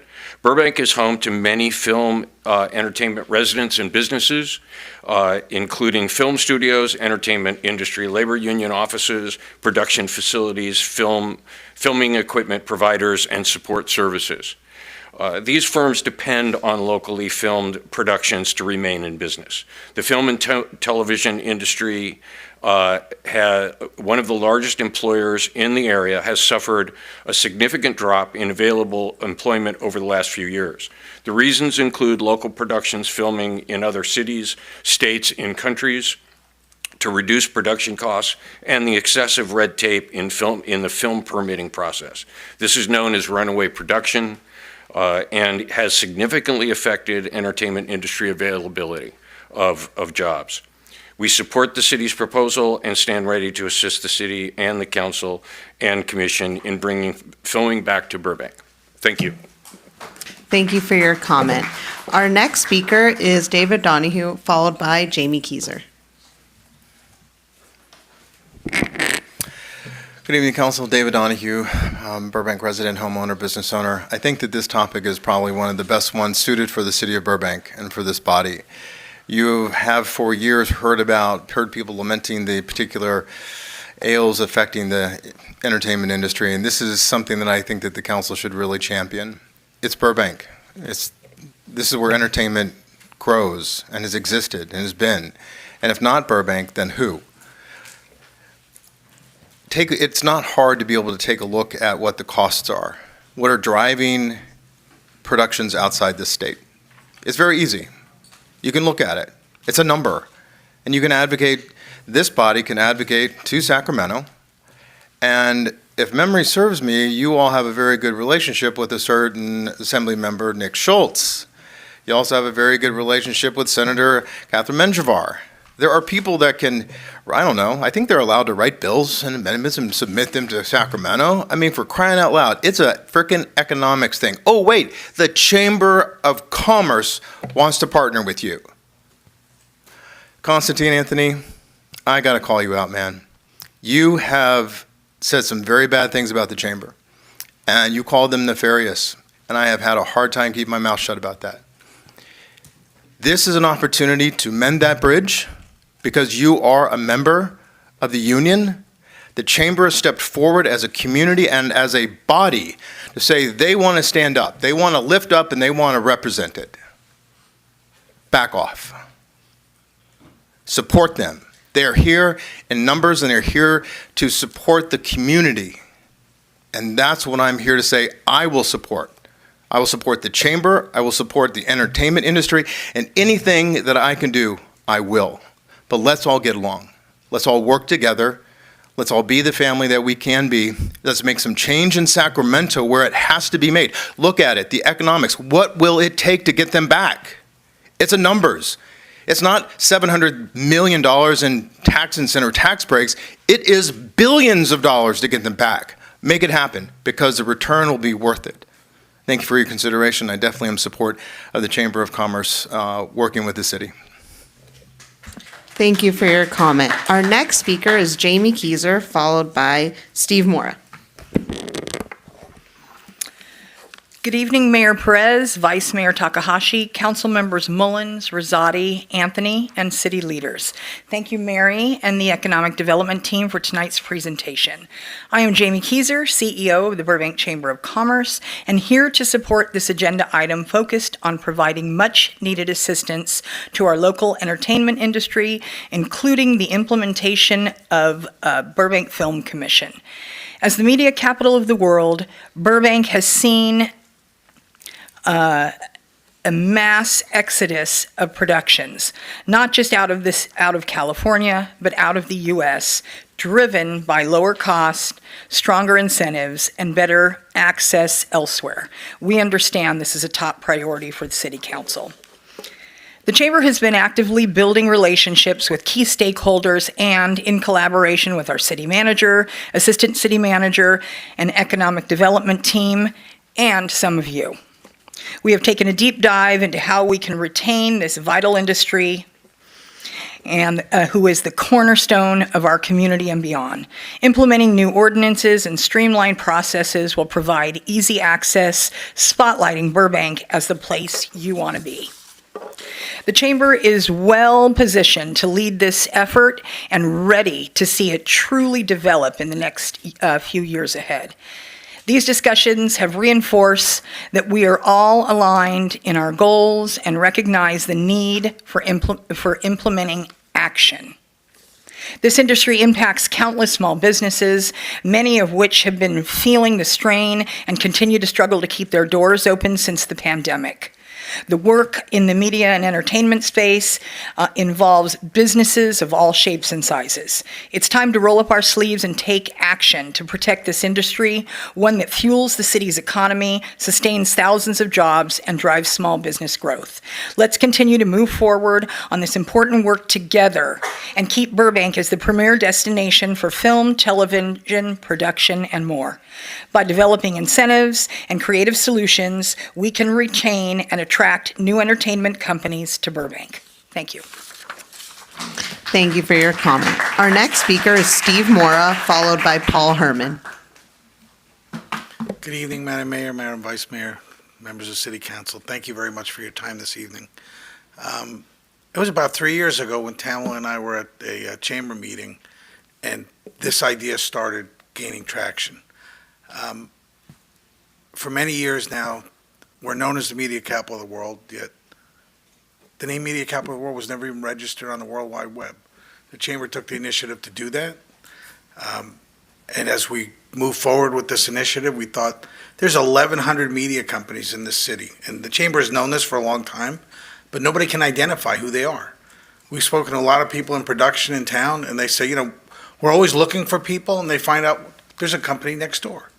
So the Chamber is putting together a guide for Burbank, within Burbank, of the 1,100 companies that do business in Burbank, and will also allow all businesses in Burbank, restaurants, florists, everybody else, and houses to be listed in there. So that it's truly a community effort supporting the business and economic development of the city.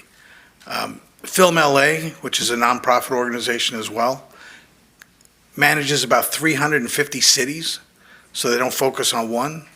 We're the media capital of the world. We need to focus on ourselves and help drive production back here. One of the advantages of having a nonprofit film commission, most of the successful ones work in partnership with the cities. There's a city filming office and a city film commission that work hand in hand to promote initiatives to drive production back to the cities. And we believe that's the best partnership that we can have, one with the unions, one with production, one with the industry, small businesses. There's a lot of small niche businesses and micro businesses in the community that are affiliated with the industry, and we want to bring them all together and help them succeed in our city. Thank you very much. Thank you for your comments, Steve.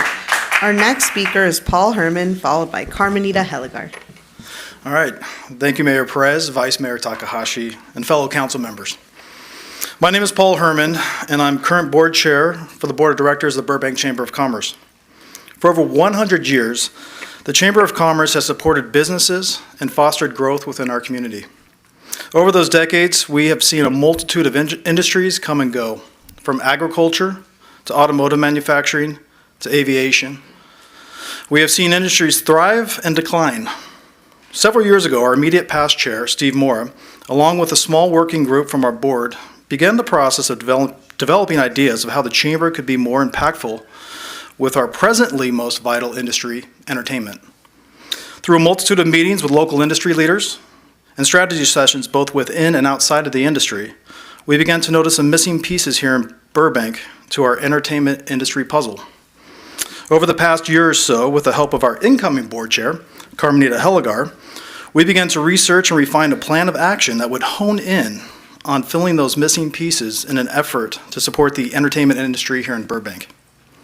Our phased-in approach includes the creation of a media guide specific to Burbank that would allow creative companies, ancillary businesses, and even Burbank residents the opportunity to collaborate and communicate with each other in a way never achieved before.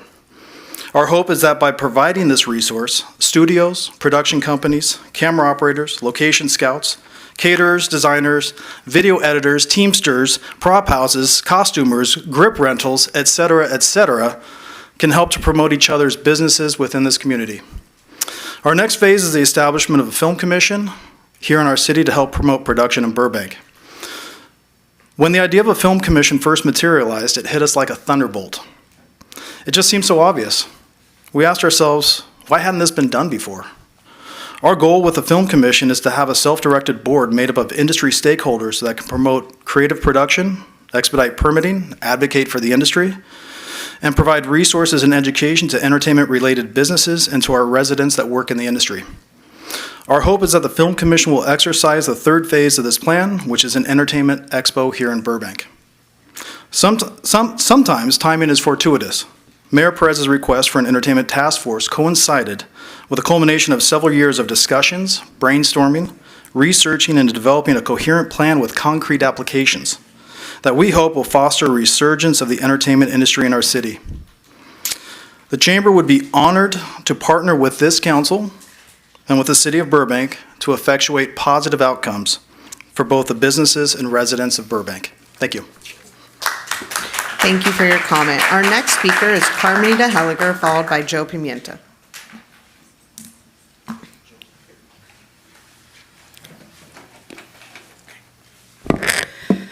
Good evening, Madam Mayor Perez, Madam Vice Mayor Takahashi, and council members Rosati, Mullins, and Anthony. My name is Carmenita Heligar, a 20-year resident of Burbank. I sit on the library board, and I'm the incoming chair for the Chamber of Commerce. I would like to thank the entire council for including the media and entertainment in the city's goals. Last year, I started to put this plan together based on the work that Steve, Paul, Romick, and Jamie started years before me. Then I presented it to our hardworking board, and they approved. The website, if you wanted to find out more information, is themediacapitaloftheworld.com. We have a survey there. You can reserve your spot in our media guide. But now I would like to present our overall vision for the first 2 phases of 5. We can run the video now. What happens when the Burbank Chamber of Commerce, the City of Burbank, Burbank's Hospitality Association, and Burbank's top business stakeholders come together to focus on our media industry? They unite their resources, creativity, and vision to elevate Burbank into an even stronger hub for film, television, and digital production. When these forces unite, the possibilities are endless. Welcome to Burbank, the media capital of the world, a city built on creativity, innovation, and entertainment. Introducing Phase 1, our new media directory and app for filming locations, guided location tours, and the upcoming Media Industry Expo. Access your personalized dashboard to save favorite locations and services. Find exactly what you need instantly. Discover filming sites around Burbank and plan your route. Tailored solutions at your fingertips. Stay updated with new listings and real-time location additions. Plan self-guided or guided tours with interactive maps and schedules.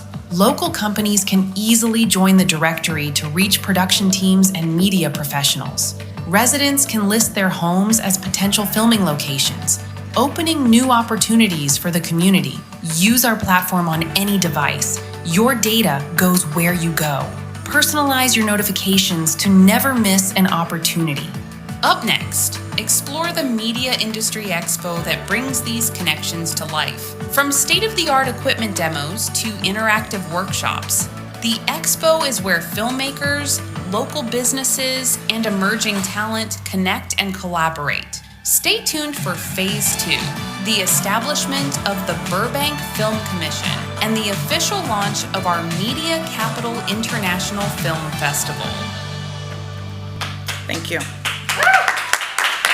Thank you for your comment. Thank you for the jazz hands in the back. I appreciate my soul jazz hands over there. Next, we have Joe Pimienta, followed by Terry Friedman. Oh, okay, no more Joe. Next, we have Terry Friedman, followed by Jason Lewis. Hello, City Council. Please take a drink of water every time you hear Media Capital of the World. Hello, my name is Terry Friedman, and I am one of the many people who live in Burbank and work in the film and TV industry. For anyone involved in the film industry, you'll be aware that what I do on set is the most important job there, craft service. I am an active member of my union, IATSE Local 80, which is headquartered right here in Burbank along with several other IATSE locals. And these locals represent thousands of film workers who work here in Burbank when the jobs are there. And unfortunately, these film members have also been chronically underemployed the past several years due to multiple reasons, starting from the pandemic, to the strikes, to corporate mergers, to production that leaves the state. And considering all this, and that Burbank is home to a robust media workforce, as the number was stated earlier, I actually checked the LA Business Journal quoted it as 76,000. So it's troubling that there has perhaps been a loss of 10,000 media jobs in 1 year, or perhaps maybe it's an error in reporting. But as someone who works in the industry, I wouldn't be shocked. We are also the home to two world-famous media studios, Warner Brothers and Disney, along with hundreds of independent studios, stages, businesses, and other independent businesses that enjoy the ripple effects of film production. And I want to say that I'm so pleased to finally see the proposal of a film commission on the city agenda, as I know it's been in the talks for some time. One thing I haven't shared about myself yet is that I also run a mutual aid pantry at my union for our membership of over 3,000 members. It was started during the strike in summer 2023, and it was planned for just the strike of 2023. We are now approaching its 2-year anniversary, which is bittersweet because it was not something that was meant to go on this long. It's something that I have seen our members come to us with deep gratitude, sharing their stories of how they keep waiting for the call for work, how sometimes they pick up a call, but it's just they can't piece enough jobs together. I myself work in commercials. It's very difficult to piece jobs together when you're not jumping from show to show as film workers are used to in the past. So it's for all these reasons and more that it's a very common sense reason to enact a film commission for the city of Burbank, the media capital of the world. Thank you. Thank you for your comment.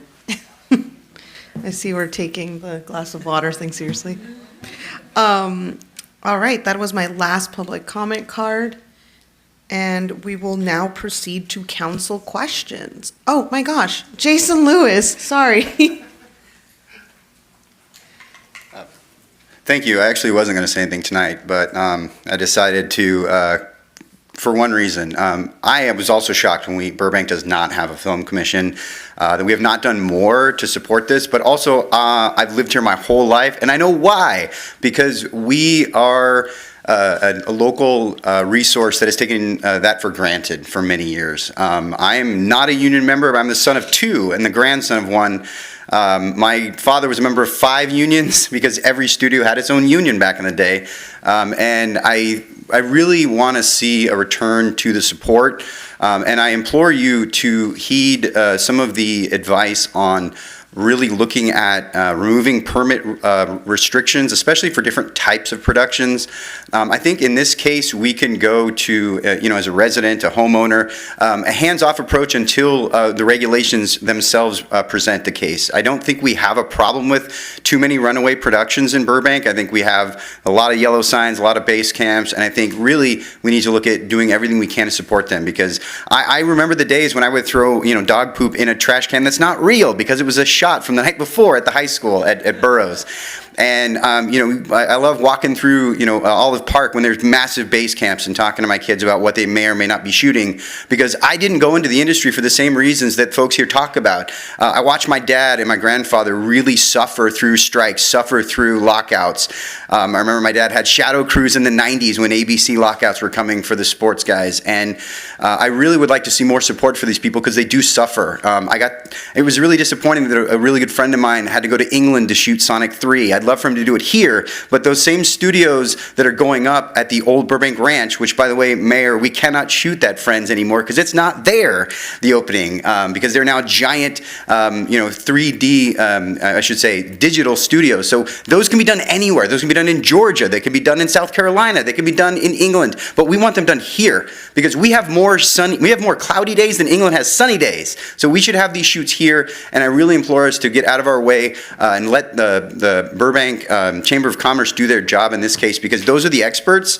Really, I am someone who did not have a great relationship with the Chamber very first. When I had a business here, I did not establish a relationship. And you know what? I'm here to eat some crow and say, give them a chance, because we all have opportunities. And in this case, Burbank can lose this. We can lose due to digital filming, due to a lot of the things that are happening in this space. We can lose our leadership. We can lose that capital, sunny days or not, if we don't continue to support these people. And the resource is the land, the resource is the people. It is not just the studios, because it's the workers who make this happen. I'm not going to take the full 3 minutes. Thank you for the evening.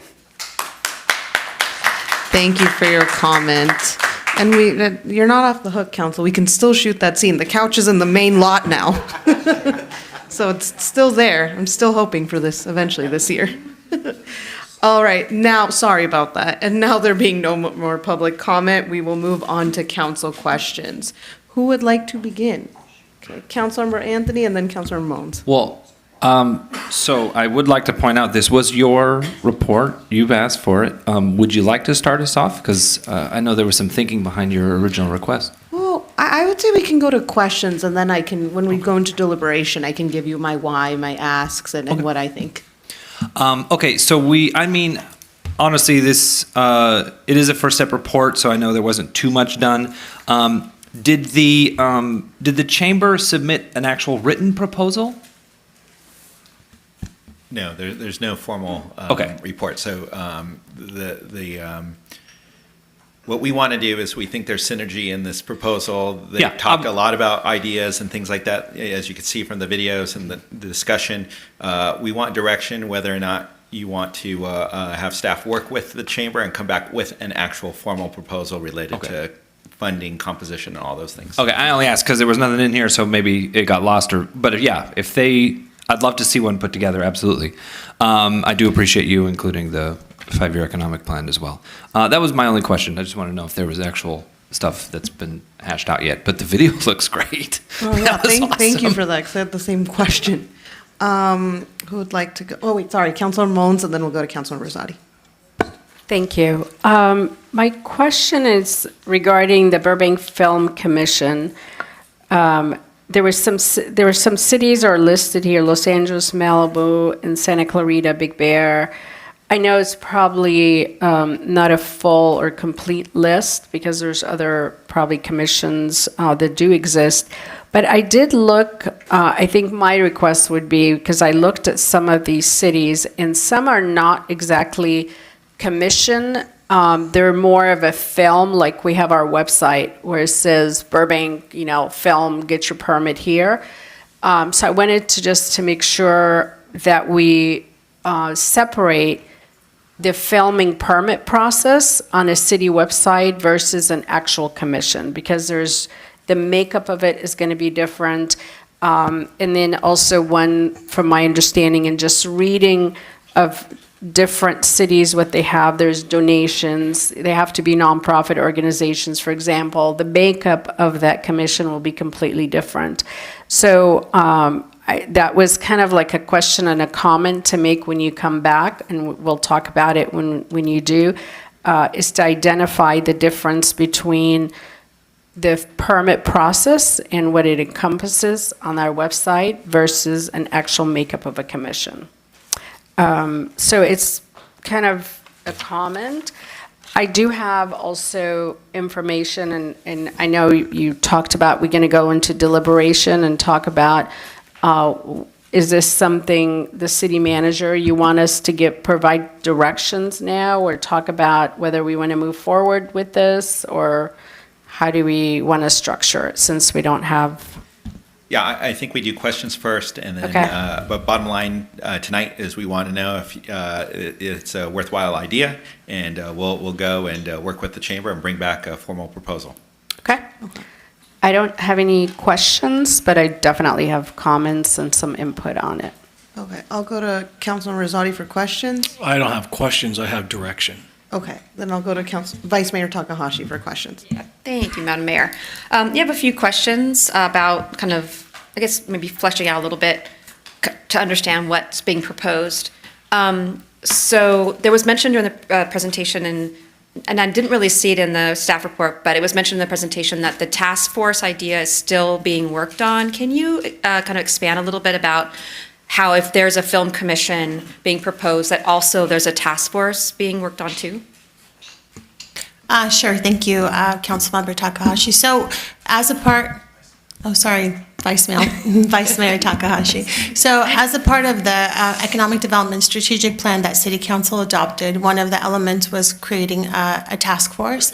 And that task force is focused on identifying all the subsectors that are within the entertainment industry and learning more about what is happening with those subsectors. As I mentioned during my presentation, there's a variety of different areas that we can look into to ensure that we're tapping in to the available resources and really learning what's happening with that industry. Also, one of the goals in the strategic plan was to diversify our economy, and that also includes the entertainment economy as well. So as we are very much focused on production and film, that's fantastic, but we do also need to look on how we can diversify our existing economy, whether that's with music or gaming or animation. And so really putting together a task force with components and industry professionals from all of those industries to discuss what their concerns are and their challenges are.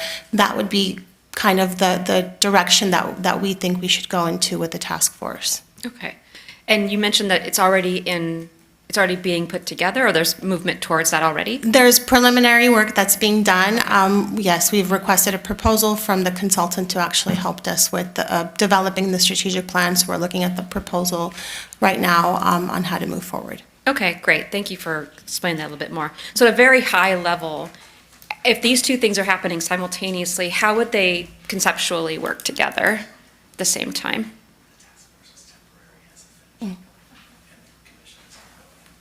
Thank you. So we are recommending that the task force would be for a limited period of time, most likely for a year. The task force would have recommendations that we would bring back to City Council. The Film Commission would be something that would be ongoing for an extended period of time. Okay. Okay, thanks.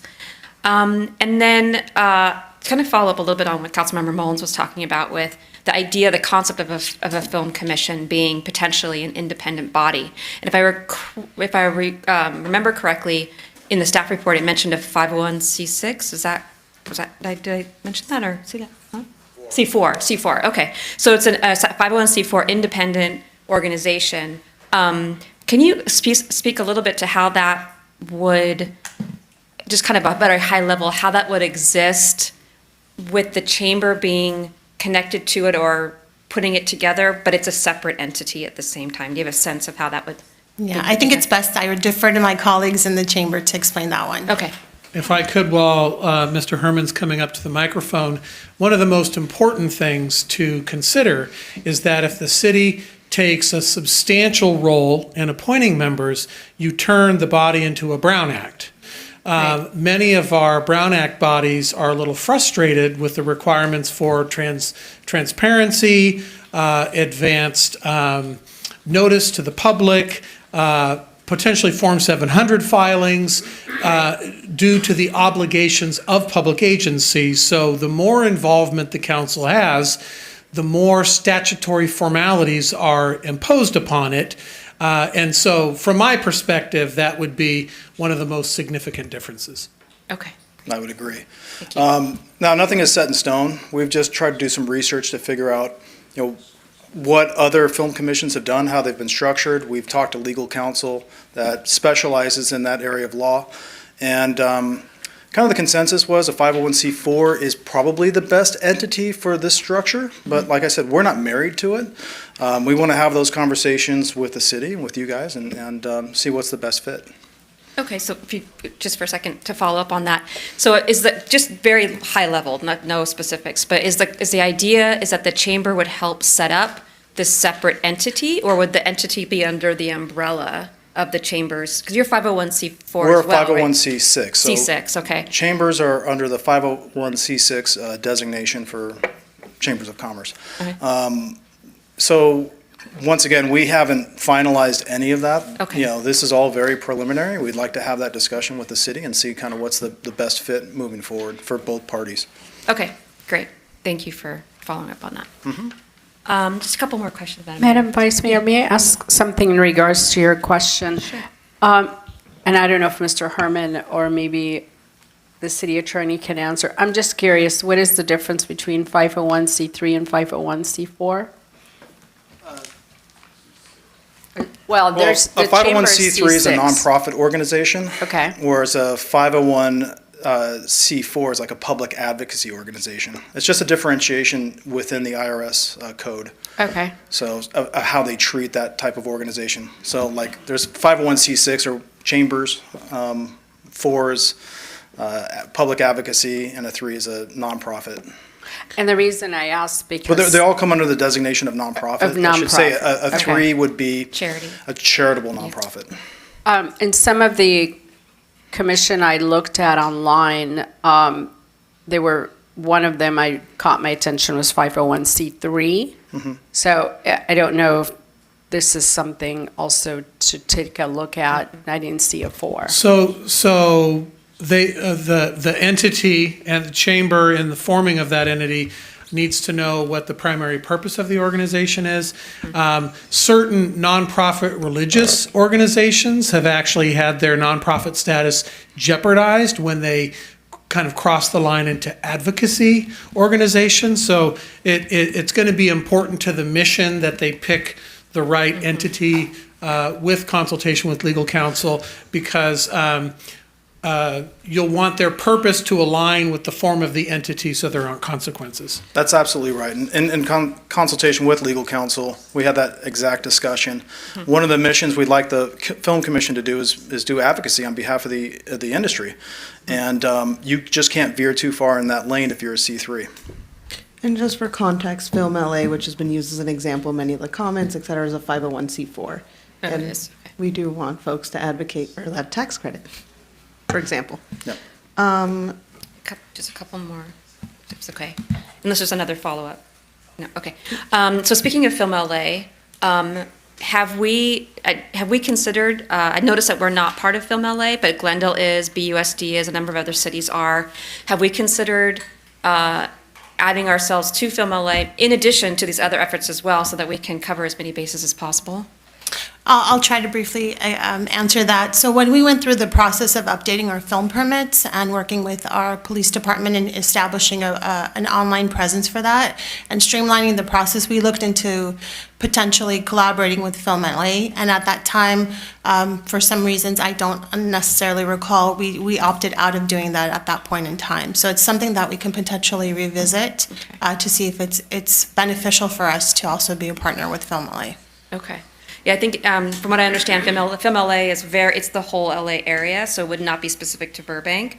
But it seems, looking at, and not to get into deliberation, but looking at doing something quickly and getting up and running quickly, that's something we could possibly do, yes. Sorry, if I could just mention, I also recall that we did look at the process of Film LA and looked at mirroring that for the city of Burbank when we redid our film permit process. Got it. A few Okay. years ago, yes. In addition, besides Steve Film Morrow LA with the Chamber of Sorry, Commerce. Steve Morrow with the Chamber of Commerce, I apologize. In addition, Film LA represents about 350 communities. Yeah. But what most city film offices do is partner with the state of California. The state of California has its own film office. Okay. So the filming offices from the cities partner with the state, and then they in turn partner with the film commissions. Got it. Which is what Film LA does and a lot of the other ones. Sacramento does it as well. So the state has a lot of resources that we're going to avail ourselves of, and the city can avail itself of it, and the commission as well. Okay, great, thanks for the follow-up. And then my last question, if it's okay. So one of the things that we have added in our city for small businesses that has been really great success is our small business concierge. Has there been any discussion about possibly, in addition to the other efforts we're talking about too, is expanding our concierge services specifically to be able to partner with either this film commission or the task force folks, or just having that concierge in-house as well, so that there is a smooth connection between all these different resources? Yes. So one of the things, whether we go with the task force, I know whatever happens with the film commission, we'll deal with. But I know at the same time, we're working on this task force that's going to come up with recommendations. We don't know what necessarily all the impediments are. So that might be out of this temporary, more limited task force. We could understand, okay, where are the bottlenecks? What's happening? Is it the permits? Is it the cost? What is it the process? What department is it? At that point, then we're able to look at, okay, so if we are going to add more resources, a concierge or whatever, should that be in the police film permit office, or should it be over in economic development? So we need to, so we're all for that, but I think we need to go through this process to understand where we need to deploy that resource or resources. Okay, great. All right, thank you. Those are my questions, Madam Mayor. Thank you. Anybody have any follow-ups? See you running for the mic. Yeah, there's always something that. So is it going to conflict with the work? And I know the commission is different than a task force, but we're all looking at the same goal, which is to retain or bring more filming to the city of Burbank. At some point, we're going to need to figure out if we're working in alignment with each other, with the commission, the filming commission, if that's the route we're going with the chamber versus our own internal task force. So how are they going to align together eventually?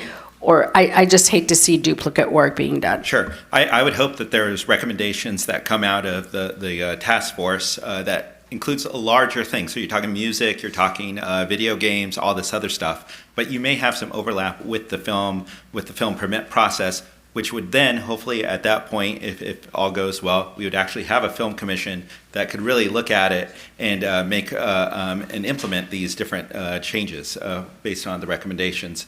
And then, you would end up having the task force ultimately going away, but you'd have these recommendations that the film commission could actually make sure they're followed up on and implemented. So I don't mind some overlap, just because I know this is, you'll get recommendations out of out of the study that Stratoscope's going to do, that the film commission could leverage and use to, if it's related to film permitting. So I don't mind some overlap. And I would just add that it's not exactly the same thing, but it's not dissimilar to how the Tourism Improvement District works, where the city facilitated that process. But that Business Improvement District really works both on behalf of its members, but in conjunction with the city to really attract the tourism, and I believe that process is going strong. So which one would come first? Let's put it this way. Is it the egg before the chicken or the chicken before the egg? Do we have the task force and then we'll have the commission, or the commission, they're in the process of starting first? I just kind of want to get a perspective what we're looking at. Good evening, Mayor Perez, members of the City Council, Patrick Prescott, Community Development Director. To answer your question, Councilmember Mullins, when we initiated the process of the task force, we knew that we would get some recommendations coming out of that task force that may include something like a film commission, right? So the task force will not function as an ongoing commission. It's just a task force of industry people. But then the chamber, as Mary said, the chamber said, we've got this idea for the film commission. And we said, well, we don't want to wait for the task force to get this going if we have willing partners, right? So the film commission will, if you direct us tonight to work with the chamber, we will do that. Come back with a second step report, talk about all the details you're very interested in, how it's set up, how we interact with it, how it's funded, all of these, who will be on it, all of these things. And then you can give us direction at that time. Meanwhile, the task force, we're working with a consultant to figure out who in the entertainment industry, people and others affected should be on that task force, and then we'll initiate the work and bring about additional recommendations to council. In addition to, so they're separate. Yeah. And to that question, I will get to that in my deliberation. That's one of the points I wanted to make, because I don't think there's duplication here. I think there's distinction. But any other questions? No. Okay, my only question, a lot of my colleagues already asked a lot of my questions. I've had great conversations with the chamber folks throughout the weekend, the week. Some involved some great food. And my only question is, in their conversations, they did talk about, this ain't free, right? We need some startup money. Do we have any idea what that looks like now? Because I know this council, I know how we are, we like to see the numbers. Is there even a ballpark that you can give us right now? I was looking at them, but I now look to you. Not at this time. Okay. Sorry. I mean, it's just, we're really kind of on the periphery of this thing. Like I said, we've been developing this plan.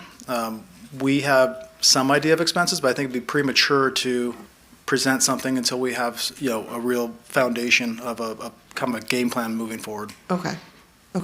And I think you can hear from the council, there's a lot of eagerness to see something concrete, see a proposal. Okay. So, where this all came from. About a year and a month ago, but I'm not counting, I asked Justin to bring back I had actually asked for, I'd spoken with the city attorney and Justin about a film commission. And immediately the city attorney said a version of what he said tonight, which was, well, a film commission from within the city would be bogged down by the Brown Act. There would be a lot of things they wouldn't be able to do. As you know, we've discussed here, a separate entity might be better. But if you want something internal, maybe ask for a task force. That would be a lot more fluid. You'd be able to include different partners, I'm looking at you, Mr. Scroggs, different partners within the community to share their input, share their thoughts, and really tell us what they think. So my understanding from the discussions that I've had with the chamber folks, from what I've looked up about film commissions, from what I wanted to see from this government body, is that we're really having two discussions tonight. The film commission as a separate entity would be wonderful to act on its own. And really, if you look throughout the county, Film LA, beyond the county, Riverside's Film Commission, these are not bodies that are within the government. My understanding is still murky into how much they interact with the government, what those roles are, and that's what I would love to see in a second SEP report, but they are not within the government. A task force, on the other hand, which is another piece of what I asked for, can be within the government. And I really appreciate that Mary, and I see our consultants in the back of the room, have been working on that, but I do want to add that there was, the reason I asked for that at the beginning is I really wanted a mayor's task force on this. I want to sit in that room.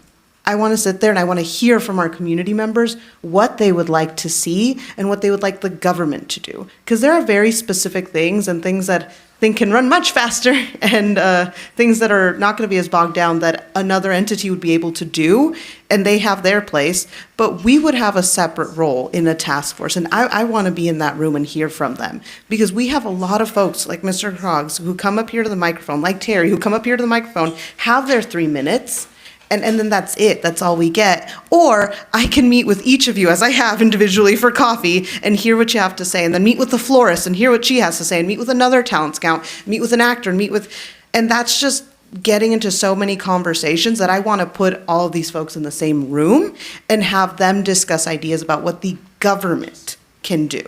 When we talk about things like the film permit costs, I have also heard ideas like, well, what if you gave a discount on your permits for people using all Burbank companies, so Burbank Catering, Burbank Production, Burbank Rentals, Burbank, et cetera, right, which is essentially what the film tax credit would do. I want to hear what folks are in agreement with, and I would love to see a task force that brings me back those 10 items. Like, these are the 10 things the Burbank government can do to help its people. And that's where I'm saying I don't think it's duplicative work, because I think what they're proposing is above and beyond of that scope. They're proposing to work directly with the industry. They're proposing to, there was even, I hope I'm not stealing your thunder, pulling from your proposal here, but I love this idea about the insurance piece. That's really important, and that's not something the government can, or in my opinion, should do. But on our end, I would love to hear if somebody is saying, hey, the way your permit process doesn't work because of X, Y, and Z, and get bogged down in the weeds of what our ordinances and what our policies can do and can change to make us the most film-friendly government possible. And so all that to say, that's the reason I had proposed a task force. And my hope was that eventually from the task force, a film commission would be born. So we've jumped the gun, which is great. I love that. But I still would like to see these two entities, because I think we're also, as a city, playing catch up. My God, we hadn't trademarked the media capital of the world. We're playing catch up big time. And I'd like to see us create more of these bodies that work in their respective fields, but are bringing that information and knowledge back. And quite frankly, the more the merrier, because we need folks to know in the industry and outside of the industry that this is our bread and butter and that we're focused on this.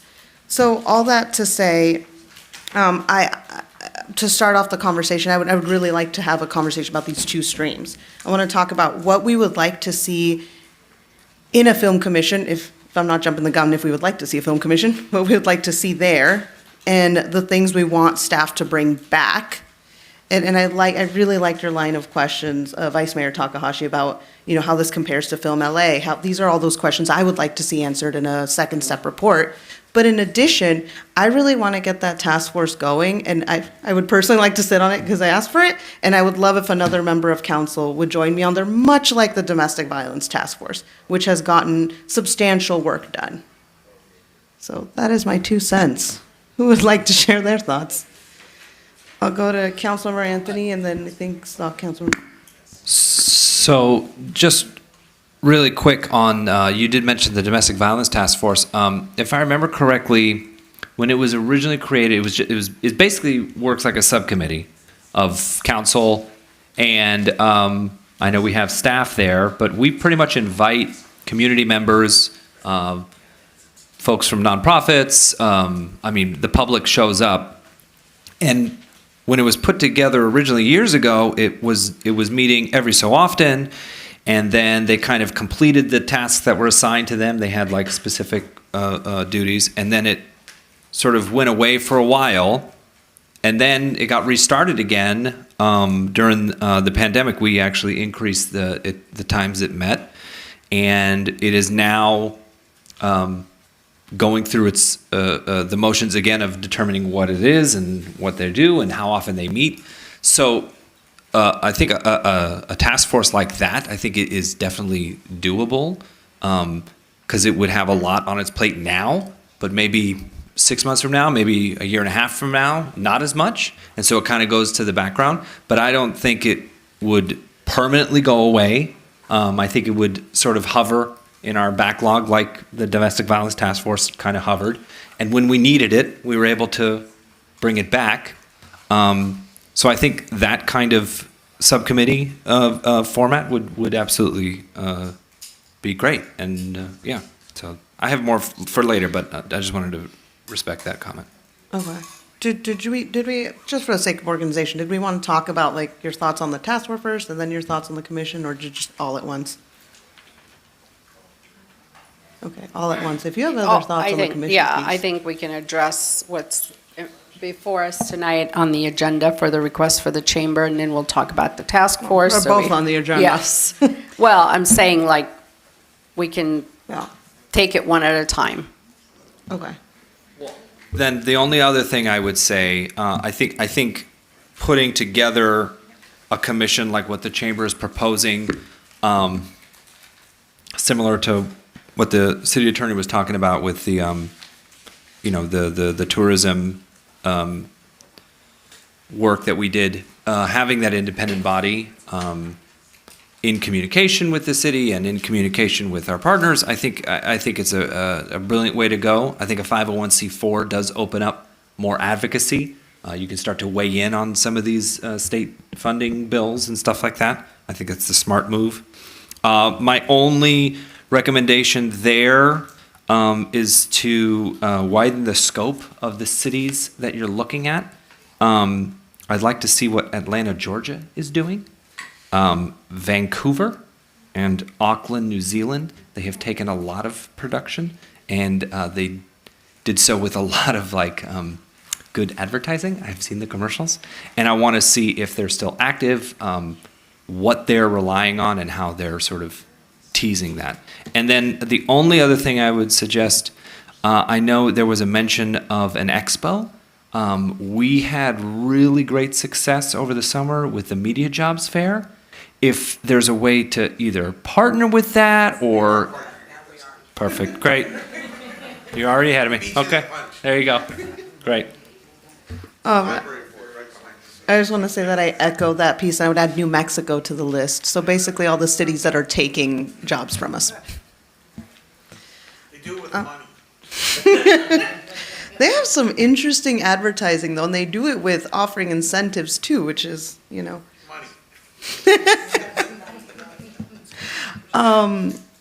Did you have comments? Councilman Rosati. Would you like me to go? Me? Okay, thank you. I'm in favor of the chamber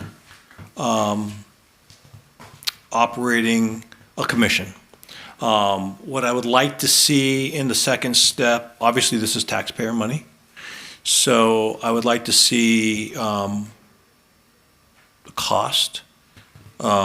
Is it self-sustaining at some point? How long is it going to be before it's self-sustaining?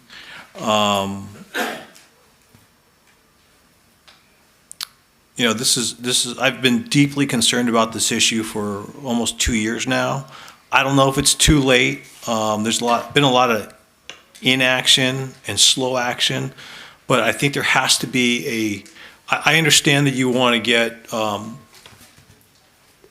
dollars created around town, but there has to be a legislative component to compete with the other states and Canada and everywhere else. There has to be a legislative component to be able to compete and bring back those jobs and start filling our sound stages. 80% of the workers, I understand, maybe it's higher, at Warner Brothers are not working.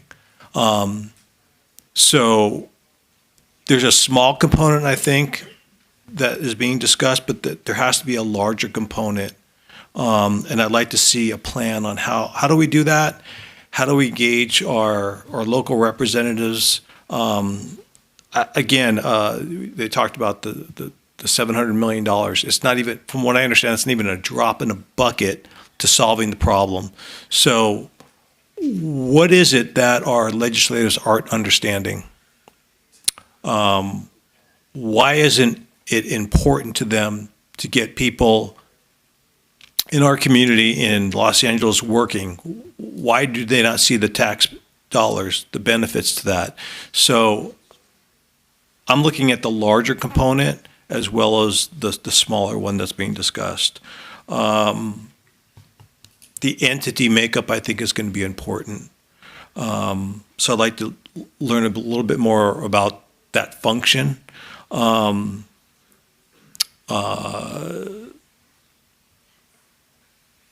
there be employees hired?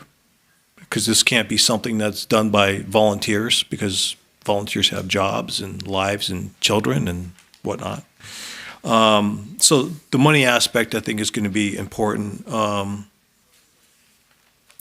That's all I have for now. And then regarding the task force, I'm listening, open to more comments about that. I think it's a good idea to have a task force. I have no idea. It'd be interesting to find out how much production is done around town, how many permits are being pulled around town, what those requests are like, and just keep moving forward. But thank you. Thank you, Councilman Rosati, and I agree wholeheartedly with what you said about the numbers, wanting to see that on paper, and I believe that's what I hope that's what the second step report is going to be in detail. And for the task force noted, I would love to see data as well come out of that, and really involve our community members in a different way, because that's as a legislative body ourselves, that's our role, right? Like, what can we do legislatively that Sacramento is not doing, or is doing too little, too late, quite frankly. And I can talk with you offline and later about what our NorCal friends are not doing. Anyways, Vice Mayor Takahashi. So we're just talking about the film commission portion of it right now? Both. Everything? Okay. Everybody's kind of given their thoughts on both. Okay, cool. So this idea is huge. This is a huge night. It's very important. The entertainment industry is our primary industry in the city of Burbank. So this is the beginning stages of a long-term strategy and planning for years and years to come. This is not just about tomorrow and the next day, but for, hopefully, generations moving forward. So this is our city and our character and how we sustain our economic viability in our city. So it's very important to me that this is done right, it's done well, and it's done in a sustainable way. So I also have a pretty robust nonprofit background, being involved with nonprofits that have started and have struggled, and so I'm very particular in that we do a nonprofit route, which I think is probably the best way to do it. That it's done really well. I'm probably going to say something similar that's already been said, but I have my list, and rather than try to remember who said what, I'm just going to go through my notes with the same way the other council members have. So yes, I would also like to see a complete and thorough business proposal that includes a step-by-step process of how this organization would be put together and maintained with benchmarks of expectations, in the years to come. This is probably all things you're already planning for, but I'm just putting it out there on the record. I would also like to see some information from other commissions that have worked with chambers and have partnered with chambers, or chambers have created the commissions, I should say, and how that worked, as well as seeing in the report, the proposal, feedback from the entertainment industry in our city. So maybe even running by the proposal of folks that have worked with other commissions and seeing what they think, if that's or looks like what they think would work. I'd also love to see a list of partners in the community and the industry who've already been contacted while the proposal was being made, and who also, after the proposal is being presented, would be the next steps of who to contact and who to talk to. Similarly, who would be invited to the board and what would be the makeup of the board. And then, of course, because it is a nonprofit, whether it's a C6, C4, C3, all of those nonprofit formations require impartiality and that there's oversight. So just, of course, us being in the proposal. And then related to funding, how will it be funded initially, potentially? What would be the city's request from the city to fund it initially and ongoing? And then to Councilmember Rosati's point, how would it then become self-sufficient and self-sustaining in the long run? And if the idea of an insurance coverage is going to be in the proposal, I'd like to see how that would work. I'm very curious about that. And then on our side, from the city side, I would also like, if possible, for us during the second step report, when it comes back, to have a list of what we hope the commission will do from our side.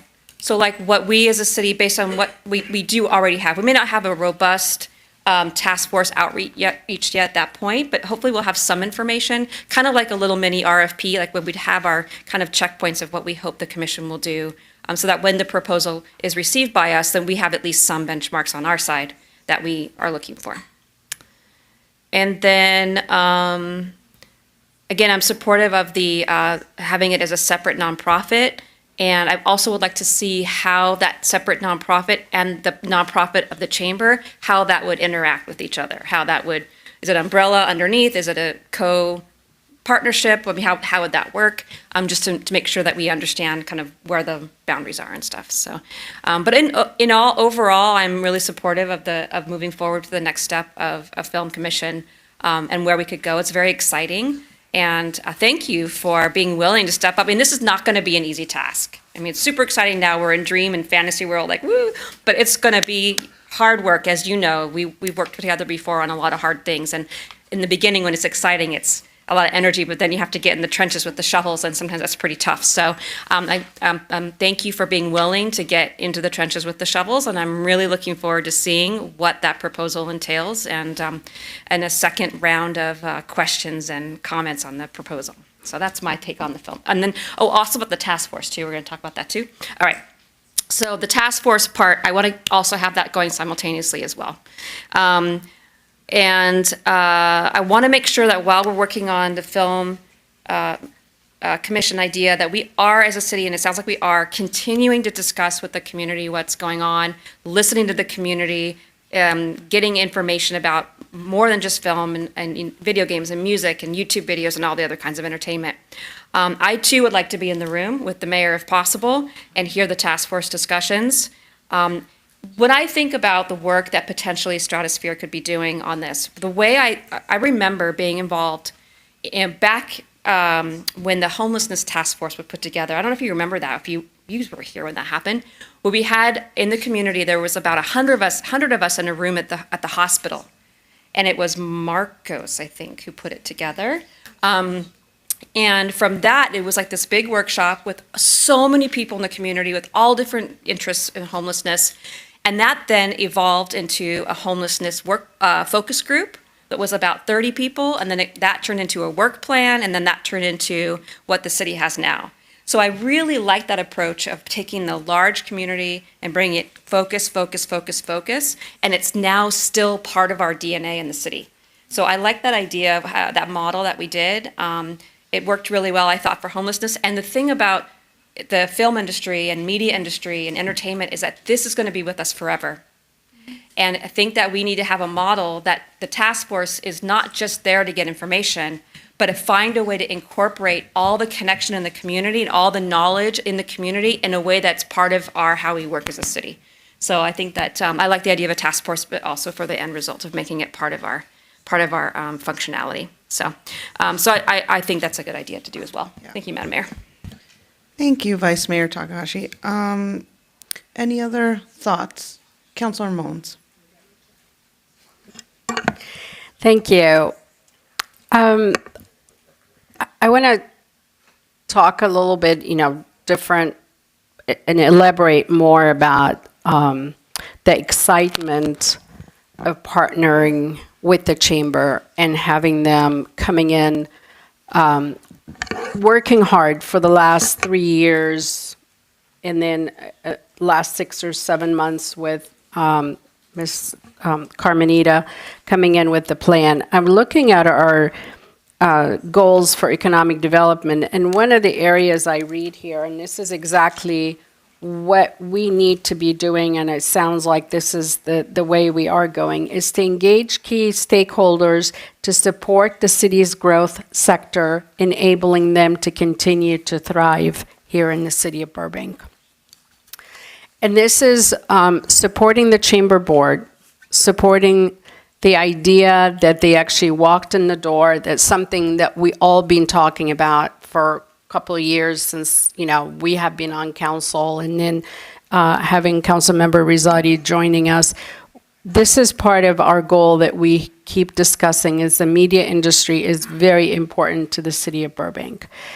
And the idea that the chamber came in and said, look, we have a solution for you, and here is something that we're working on, but we need you to partner with us, is exactly what we have put together in our pamphlet here that I'm reading from, which makes me very excited and saying, well, why haven't we done this sooner? Why are we waiting? Because we are in need to get something done for our media industry. Jason mentioned early, when you got up to speak, you said we took it for granted because we assumed that, the media industry is going to operate on its own for years and years. And we've always watched and looked, and we saw how successful they are, and then things didn't go well. Then we started to pay attention to it. It doesn't only affect the studios and the workers, affects our entire community, affects our businesses, affects every single business that we have here in the city, affects our dollars, the tax dollars that we make.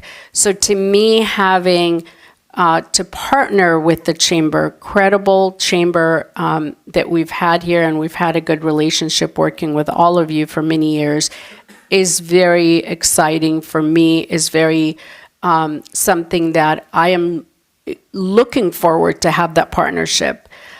And so I do want to applaud you. I do want to say thank you for even coming to us and saying, hey, we want to partner with you, because you guys could have went and had your own, raising your own money and doing this on your own. So thinking of partnering with this city is actually something that we should all be very proud of. And I want to make sure to acknowledge you for it. And to be here as a partner, as what we agreed on in our document that I'm looking at. But with that, of course, as my colleagues said, we know that this is going to come with an ask for funding, which I am more than happy, speaking for myself, to definitely look at. But being that this is public funds, we're going to have to audit, as I too met with probably all of you sitting here in the front on different meetings. And the first thing I told you, I'm going to hold you accountable. I don't mind the funds, we have to look at and see how much are we talking about, how long are we looking at these funds for, but I would definitely hold you accountable. I want to make sure you're spending the funds where it needs to be spent. I sit also on the audit committee, I believe, Councilmember Anthony, where we look at an audit business, and we want to make sure that you are spending the funds and it's allocated in the right places. So that you heard from my colleagues as well, that funding is important, but we are going to look at it. For me, also, the makeup of the commission is going to be important. I want to make sure that Warner and Disney and all our studios, or the majority of them, are sitting at the table. and having a say in what's going on, because they employ the largest amount of employees here in the city. So therefore, I want to hear from them as well. I want to understand what they have to say, and how can we bring and keep business here in the city of Burbank. Definitely see the, evaluate our process, our permit process, evaluate why is it somebody's going to Chicago to shoot, episodes versus staying here in Burbank? Is it because it's cheaper there? I mean, we're assuming because permit is cheaper or less costly. We don't know that. We don't know what they're offering them. We don't know if it is less. We don't know because it's the labor cost in California is high. There's a lot of unknown, and this is something important that we need to figure out why they're leaving Burbank or California just in general, but I'm specifically interested about Burbank, and they're going somewhere else to film. That is very important for me to find out when you bring all these things back. So obviously, I mean, we have this long list all of us have shared with you, and I've shared some of that, some of the concerns I have when I met with you individually. So not to go over it again, but it is going to be a very robust proposal that you have to come back to us with, so we feel 100% comfortable.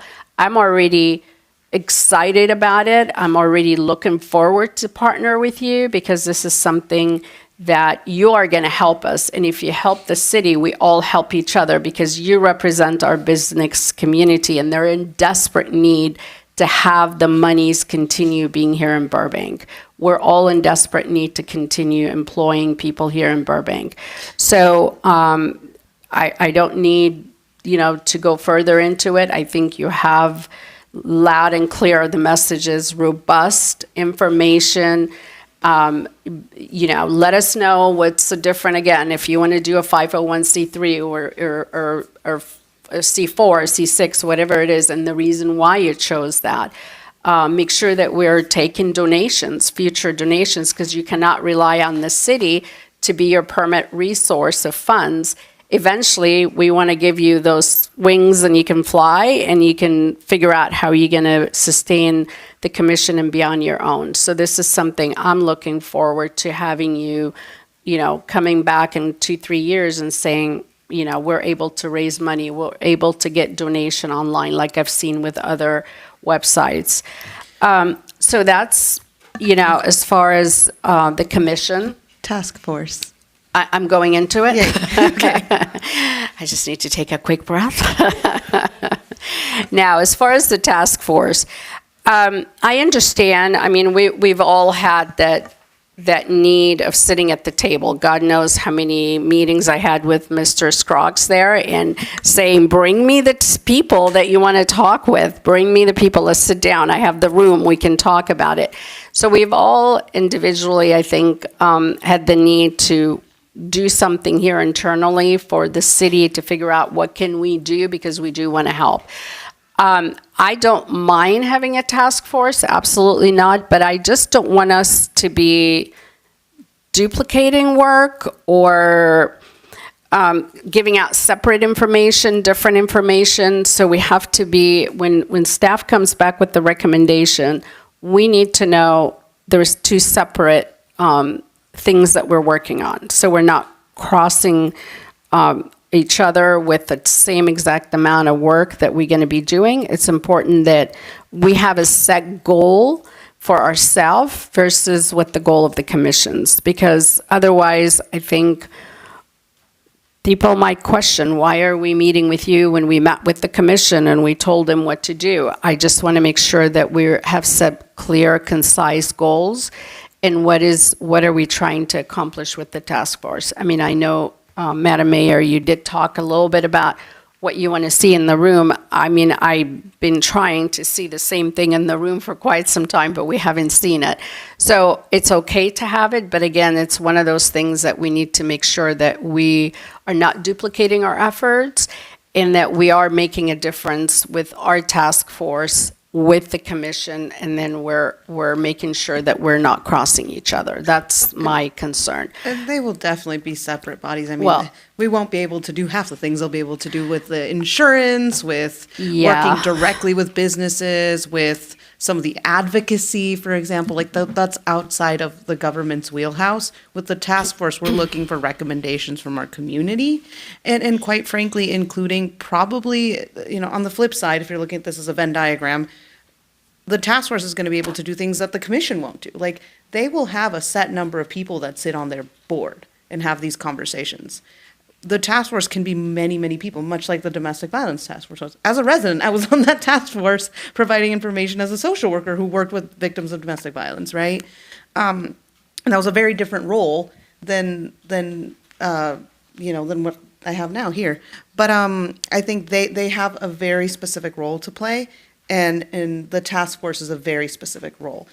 May they recommend the same things at some point? Perhaps. And my only thing there would be, if the film commission is coming to us advocating for something and the task force is recommending that something, my God, we should probably do that something that they're recommending, And then I think this is why the directions to staff, when you come back, we have, the defined roles in what we're doing on the task force and what it can be potentially develop into.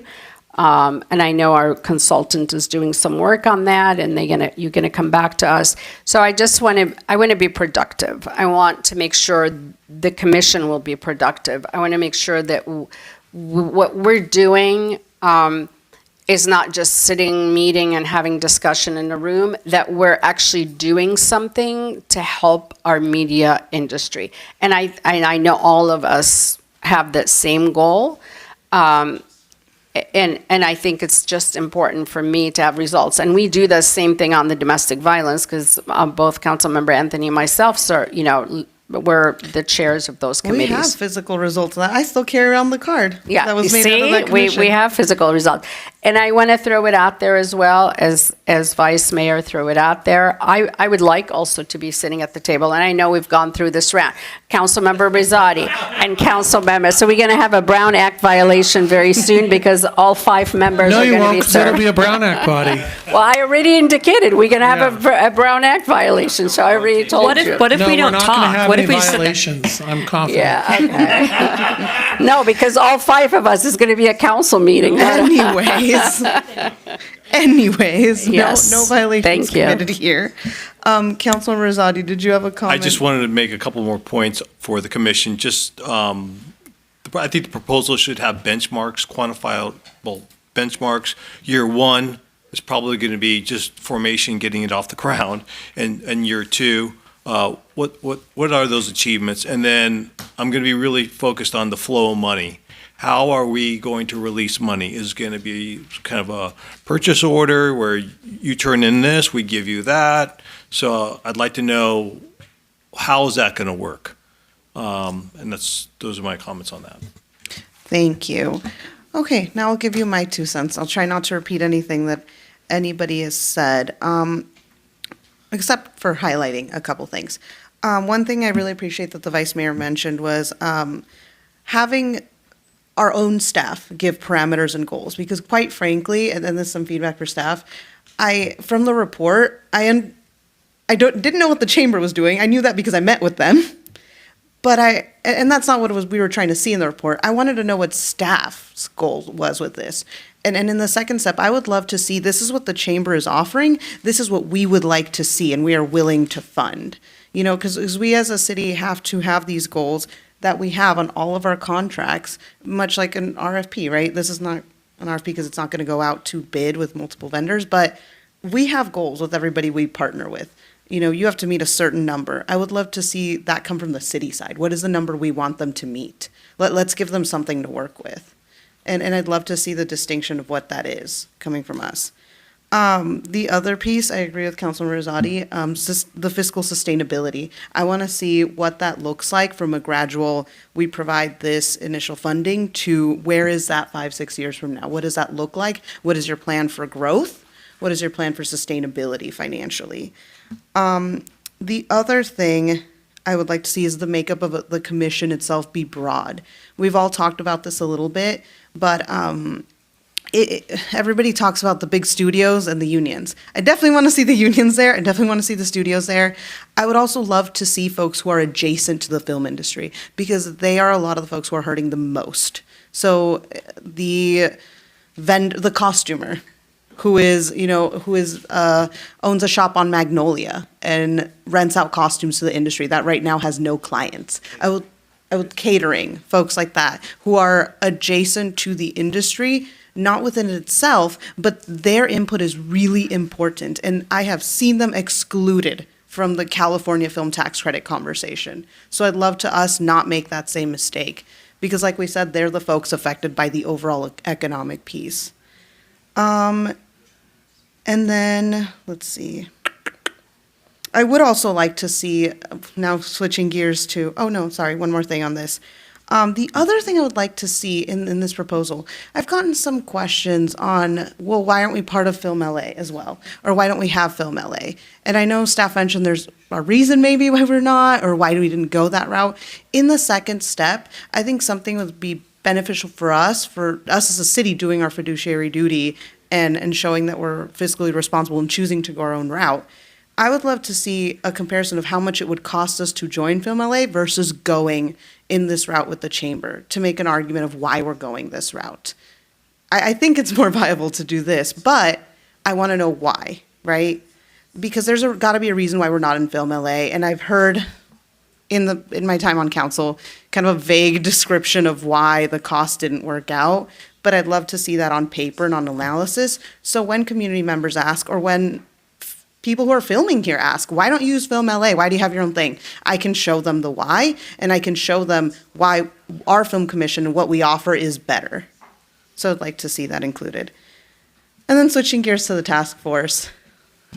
I'm still hell-bent on my task force.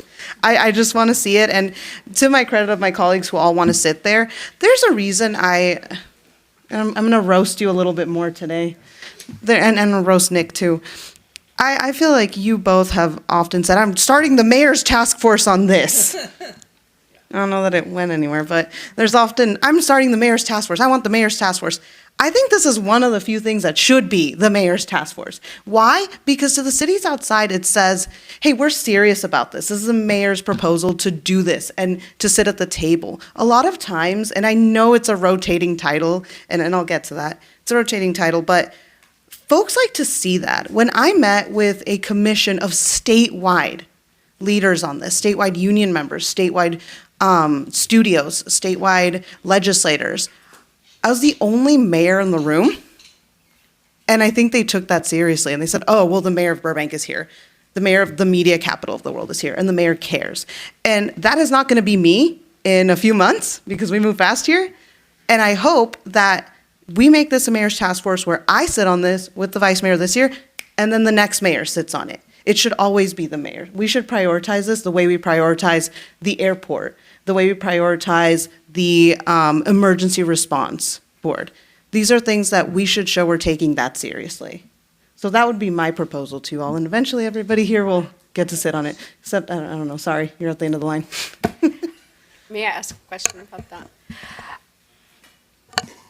I give you this, like, it should be the mayor as we do have with airports, but what if we, because this is long-term, and I'm going to throw it out there, what if we have a mayor who's not and we have elections, things change, what if we have a mayor who's not in alignment of the media industry, or this is not their priority? So instead of How is that person getting elected in this city? I have no idea. Somebody that demonstrates out in front of the studios. Tell me. I think that's a whole other conversation but entirely. it's something to think about when we decide. And I'm saying this is not about the task force and who's doing it, but we have to also play that, because we get to pick kind of what committees we want to serve on. We sign up for the domestic violence. You sign up for sustainable. I go for police. So we kind of all get to see what we sign up for because we have passion for it, or because we're interested to know. about the topic or learn about it. So it's something just to think about, because if we do it automatically as the mayor, then we're looking at possibilities. Except for those committees that we're assigned to, like Yeah, we don't have a airport, choice. BUSD, like that's what I'm saying. I feel like this is one of those, if you're not prioritizing the film industry, you should not be the mayor. You should not be the mayor. And I think if somebody who is the mayor is not prioritizing that, then they should step down. They should say, I don't want to do this commission. It should be somebody else who's on here. But I think, and I have no doubt that each one of us here on this dais would prioritize that and would want to sit on that commission as the mayor. And so that's just my 2 cents on the task force. And I think I hope everybody here gets a chance to do that. So I'm the only person up here who hasn't said they want to join this task force? Do you want to join in? Well, here's the deal. I fully expected. What's the catch? The catch is I expected you all to put me on the task force. That was I walking into this thinking that was going to happen, and I was resigning myself to being on another task force. The reason why I mentioned that is because I have worked in this industry for over 20 years, and I have a lot of connections, and so I thought naturally you guys were going to stick me with it. I'm perfectly fine if it's mayor, vice mayor, and it rotates every year. I'm totally fine with that. If you want to put me on there, or anybody else, not me, I'm not. Look, I walked into this, I'm like, oh, okay, I'm getting out of this task force issue. If it's a mayor and one of the other council members, I'm fine with that too. I think it works either way. I'm not asking to be put on another task force. I have a lot. We weren't going to volunteer you. Okay, that's what I totally honest. An hour ago, I thought that's what was happening. The way you guys were talking about it, I'm like, great, I'm going to do another task force. I'm happy to work on these issues and fight for this stuff because I think what Mr. Donahue mentioned earlier about my work specifically, I think he was spot on. There has been a strained relationship at times between myself and the chamber. I think taking any opportunity to work with them to build that bridge back, I think I would be remiss not to take that opportunity. I think there are things that we agree on. And so I'm in favor of all of the stuff we've been talking about tonight, and I will do, even if I'm not on the task force, I will support our community members who are looking to get this kind of work back home. I mean, not just even film and television. I mean, we're talking video games and animation and music and recordings and all of this stuff. It's what we do best. So thank you for not putting me on another assignment. I think rotating mayor, vice mayor, I think that's great. That way everybody spends some time on it and we all get some input. And I'll be honest with you, I don't know who that elected official you're talking about would ever be, because I think every single one of us, and in the future, should be able to sit in that room and advocate and learn and give input and work with our community partners. And on top of that, I think it's the mayor's responsibility to be aware of what's happening in the film industry in Burbank and to hear from residents directly. It is our major industry. So there's that. Any other thoughts, comments, questions? And I'm sorry you're going to have to wait your big rotation back if you're ever going to serve on that again. I have enough on my plate. I'm okay. All right. Do you need anything else from us? Do you need any other direction? Do you need a motion? Okay, I'm just going to try to summarize a little bit just so I know what I'm supposed to do, so I could bring back to you. And these guys know what they're supposed to do. So I'm hearing that we're going to work, the city staff's going to work with the chamber to come up with a proposal for a local film commission. There's a lot of information that you'd like back, but look at a formal proposal, especially related to composition, to financial sustainability, how the relationship works with the actual chamber board, the chamber, and how that will be a nonprofit. So that's kind of the local film commission part. And then we also have economic development staff is going to continue their work with Stratoscope and look at developing a task force, which we would bring back. And this is the part, it sounds like we want the council representation on that. So we would bring back a proposal with respect to composition of that and kind of its mission and duties, and how that's different than the film commission. It may overlap a little bit, but it's how it's separate. And just a point of clarification, it would effectively be a subcommittee in the vein of the Domestic Violence Task Force, that kind of setup? It would be a Brown Act body, however you do it. If council approves it and council sits on it. Only 2 members, though. It sounds like a standing committee to me, so I don't want anyone to think it's not going to have to comply. Oh. Sure. Welcome, Mr. Prescott. Mayor Perez, members of the City Council, Patrick Prescott, Community Development Director. The intent of the task force is that it be temporary, that it's not an ongoing Wednesday night at 6 p.m. in the community services building kind of thing. The consultant intends to engage the players, right? And so when it's Brown Act, it becomes challenging. So what I think maybe we could do is go back and maybe some sort of hybrid where we're doing the work in the field kind of stuff, bringing back to council in a public setting, reporting out, where you can hear what we're hearing. I'm just kind of off the top of my head. I just don't want to hamstring us with the Brown Act thing. So you're suggesting none of us sit on that task force? If you ask the consultant, he would probably say that. It changes the dynamic of the meeting. But I'm hearing that you want to be part of it. So what I want Can you bring us 2 versions then? We'll figure out a way to kind of, because Okay, give us some options so we can go. if you want to be plus and involved, minus. we want you to hear what's happening, but we also want to get it wrapped up, right? Because we have other industry sectors that we'd like to do similar for, healthcare, for instance, so, yeah. Okay. Yep. So we would continue to work with the task force. We'll bring you back 2 proposal, at least 1 proposal, maybe a couple options as far as how we could get you guys to participate. In particular, the mayor, whoever the mayor is at that point. So if this is a 1, 2, 3 year kind of sounds temporary, how we could integrate that into make sure that you're hearing that you're part of that. And then, and that we would develop goals and purpose and mission for that one that's separate than the local film commission. That would be helpful, yeah. Okay. Yeah. And no disrespect to the consultant. I just really want to hear directly from the folks in the room. I just want to ask one more clarifying question. The mayor I believe it was Councilmember Mullins and the vice mayor sat on when we were doing all of the tenant organizing stuff, and that was me. Was it you too? Okay. Yeah.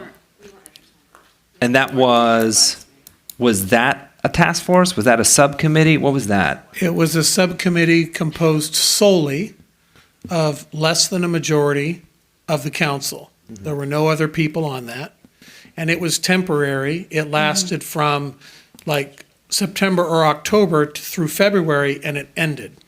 But temporary means like no more than 6 months. Okay. Ish. It Okay. doesn't mean 2 years. Okay. And a legislative body only excludes advisory committees composed solely of the members of the legislative body that are less than a quorum. So you add 12 community members, and that's not composed solely of the members of the legislative body. So if you ask me, I'm going to read from this book, and staff will bring you other options. I don't know. I'm confident that staff is very creative and can figure out how to make this work. Yes, And bring back me too. In a very transparent way, of course. In a very transparent, creative way. I'm ready to make a motion if you're ready. Do you need a motion? Okay. Yeah, I'd like to make a motion for staff to work with the chamber on the proposal to form a City of Burbank Film Commission as discussed, as well as a task force, entertainment task force, and to bring back a second step for consideration. Second. Great, we have a motion and a second. Let's call the roll. Councilmember Anthony? Yes. Councilmember Mullins? Yes. Councilmember Rosati? Yes. Vice Mayor Takahashi? Yes. And Mayor Perez? Yes. Thank you.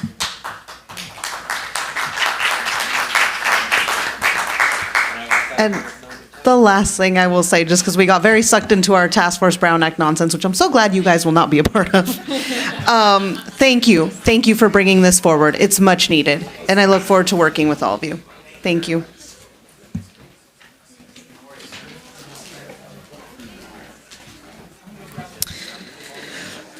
All righty. Our third report to council tonight is an implementation update for the city's waste reduction ordinance. I welcome Ms. Amber Duran, Recycling Coordinator with the Public Works, to present the report. Or me first. Or Mr. Ken Berkman. Not in my script, but I'm always happy to see you here. Welcome. I'm a disruptor. All right, Honorable Mayor, council members, thank you. In February 24, the City Council passed a waste reduction ordinance to reduce the environmental impact of single-use plastics and encourage their use of recyclable, compostable, or reusable foodware. As requested, we are happy to provide this 12-month update on our efforts and the significant progress we've made in implementing the ordinance. I'm sorry, there's just some background noise. I just can't hear what's sure. being said. Can anybody who's having side discussions please have them outside of the chamber? Thank you all. Sorry, continue, Mr. Berkman. Sure. As requested, we are happy to bring this 12-month update to the council on our efforts and the significant progress we've made in implementing the ordinance requirements, with continued support for and from our business community. I'd like to introduce Recycling Coordinator Amber Duran to provide the detailed update. Welcome, Ms. Duran. Good to see you. Thank you.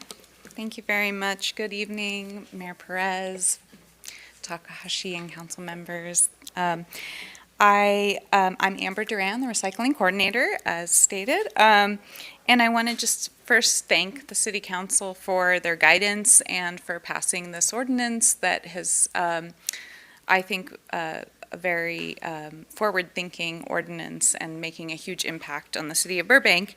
And also, I want to thank you for your support to staff by providing 2 additional staff members, one of which you'll hear from tonight, Lisa Bly, who will be talking about her experience out in the field with the businesses, and also our analyst 2, who's Margarita Alvarez.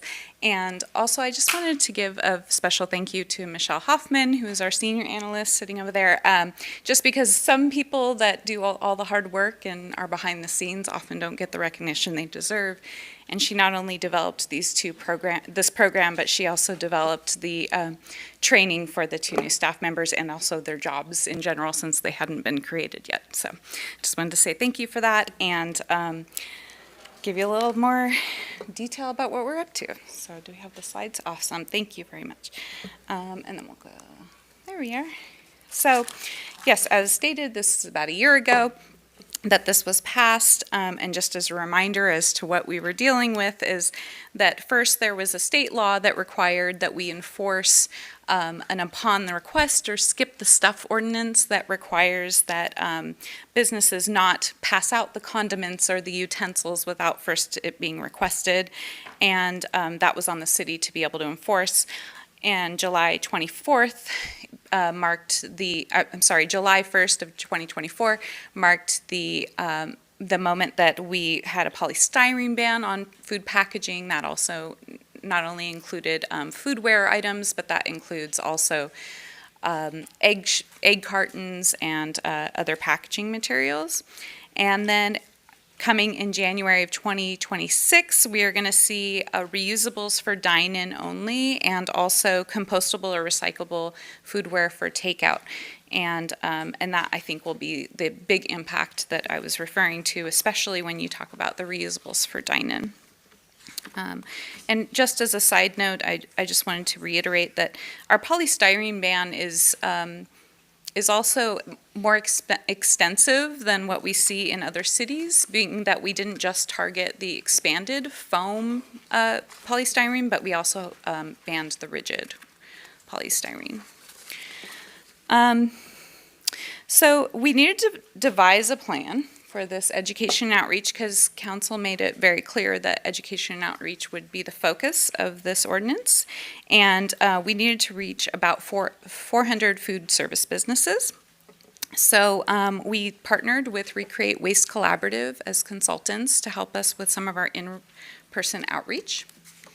And that methodology was a bit tricky because I think that going to all the businesses was going to be definitely the biggest impact we could make and the most support we could provide. And so we had to make sure that we were covering all of those businesses. So we started off by doing phase 1 by targeting those that we suspected or had been reported to be using polystyrene.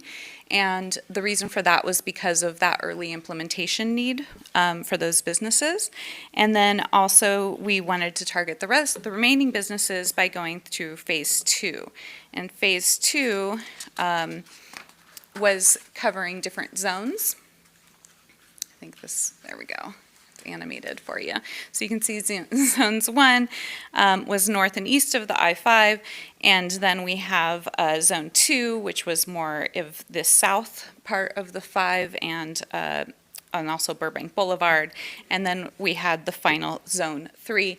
And so far, at about in February, we had reached over 300 businesses, and we are on track to reach all 400 businesses by the end of June this year.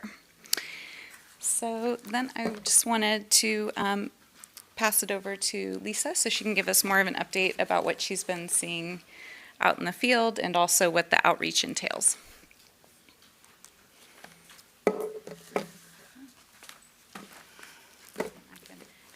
Thank you. Yeah.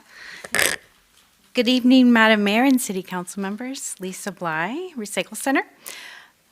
So I just want to talk to you a little bit about our outreach packet, which I'm pretty proud of, and we're sending it around right now.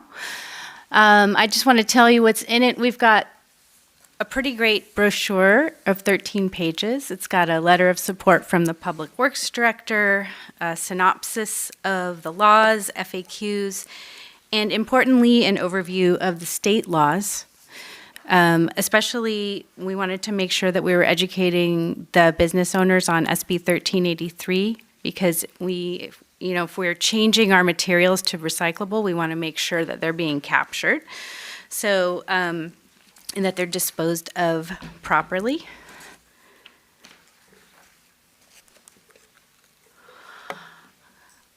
Other goodies in their implementation checklist, show of community support, identifying compliant products, so there's a little cheat sheet for the businesses if they're confused, and then of course resources and contacts. There's a zero waste email, and I answer all those emails, so they all come to me.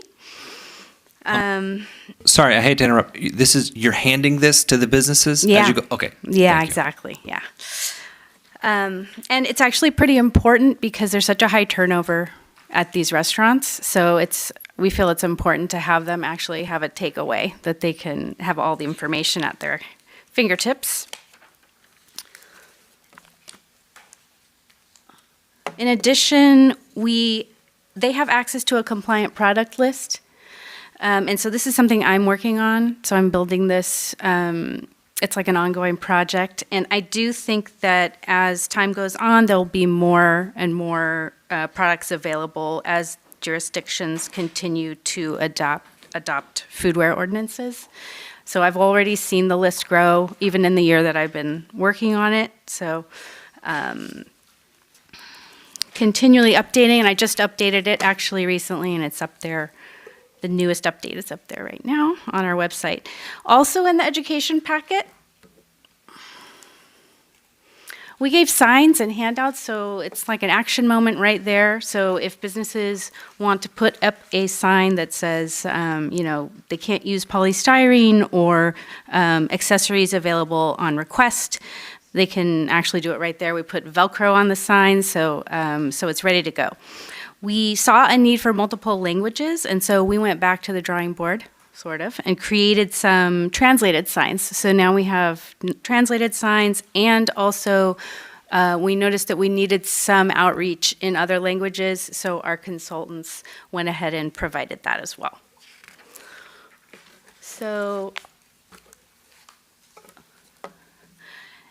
a little bit, so essentially our consultants did some surveys, and so here are just a couple of the results of that.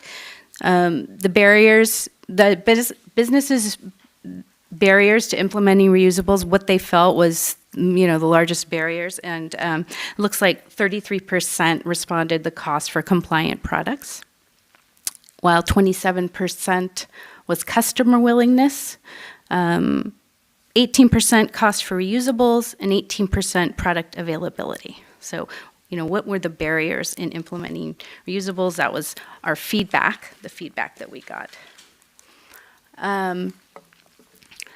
This one I was pretty happy to see, the confidence in implementing the regulations. If you look at, you know, very confident and somewhat confident, that's 85%. So I thought that was pretty good. I was expecting a much lower number than that. But 61% of our businesses were very confident that they could implement these regulations.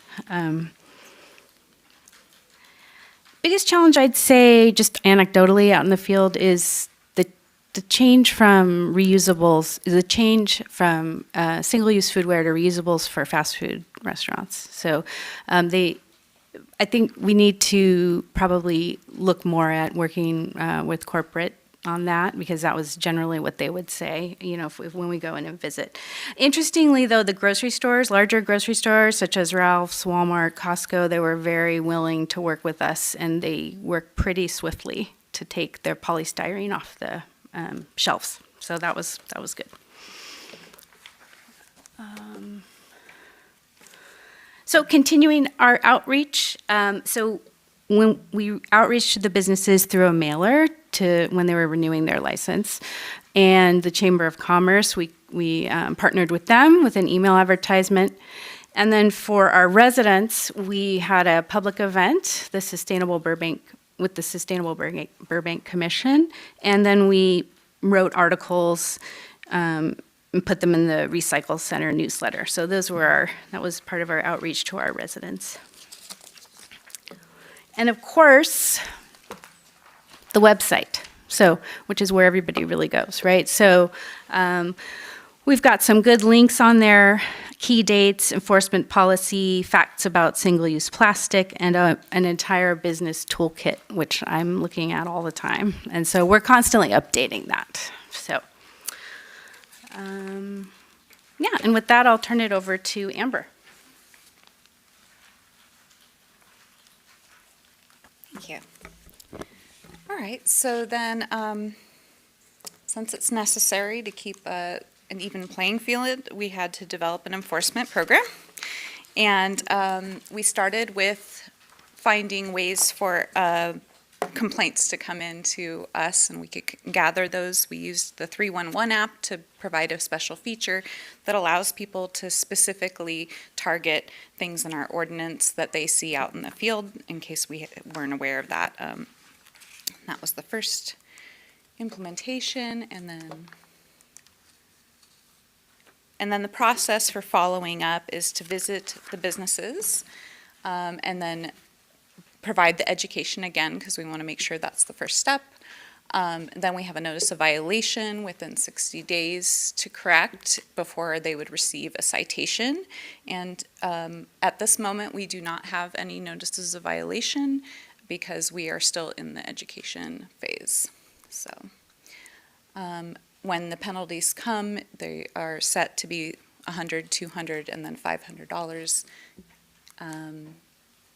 And again, that hasn't even been part of our process yet, but we're prepared for when it needs to come. And then next steps, we'd like to continue in-person outreach to new businesses in Burbank. So we'll be working with the planning department to make sure that that is being covered. Along with our continued partnership with the Chamber of Commerce, there's opportunities possibly for us to be speaking to the residents through the chamber, and also to advertise with the chamber more. And also, the Sustainable Burbank Commission has used some of their funds to support micro grants, and so we are developing that program now to be able to give money directly to the businesses for them to purchase compliant products and to be able to give that kind of support. And then we can take any questions if you have any. Great, thank you, Ms. Duran and Ms. Blay. Bly, thank you for your presentations.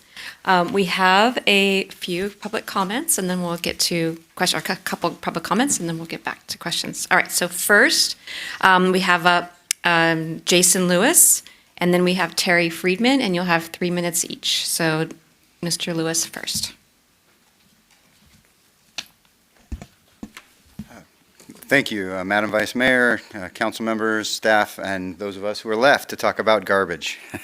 My name is Jason Lewis. I am a member of the Transportation Commission. I'm here as a private citizen to talk about something that I do have worked on professionally. This is inside baseball for me. So I applaud our attempt to move forward and be more sustainable. But I also want to make sure that we're not doing treading into areas where we could have unintended consequences. We need to stop pretending that recycling plastic is a thing. We cannot recycle plastic. It never gets recycled. It gets reused one more time chemically.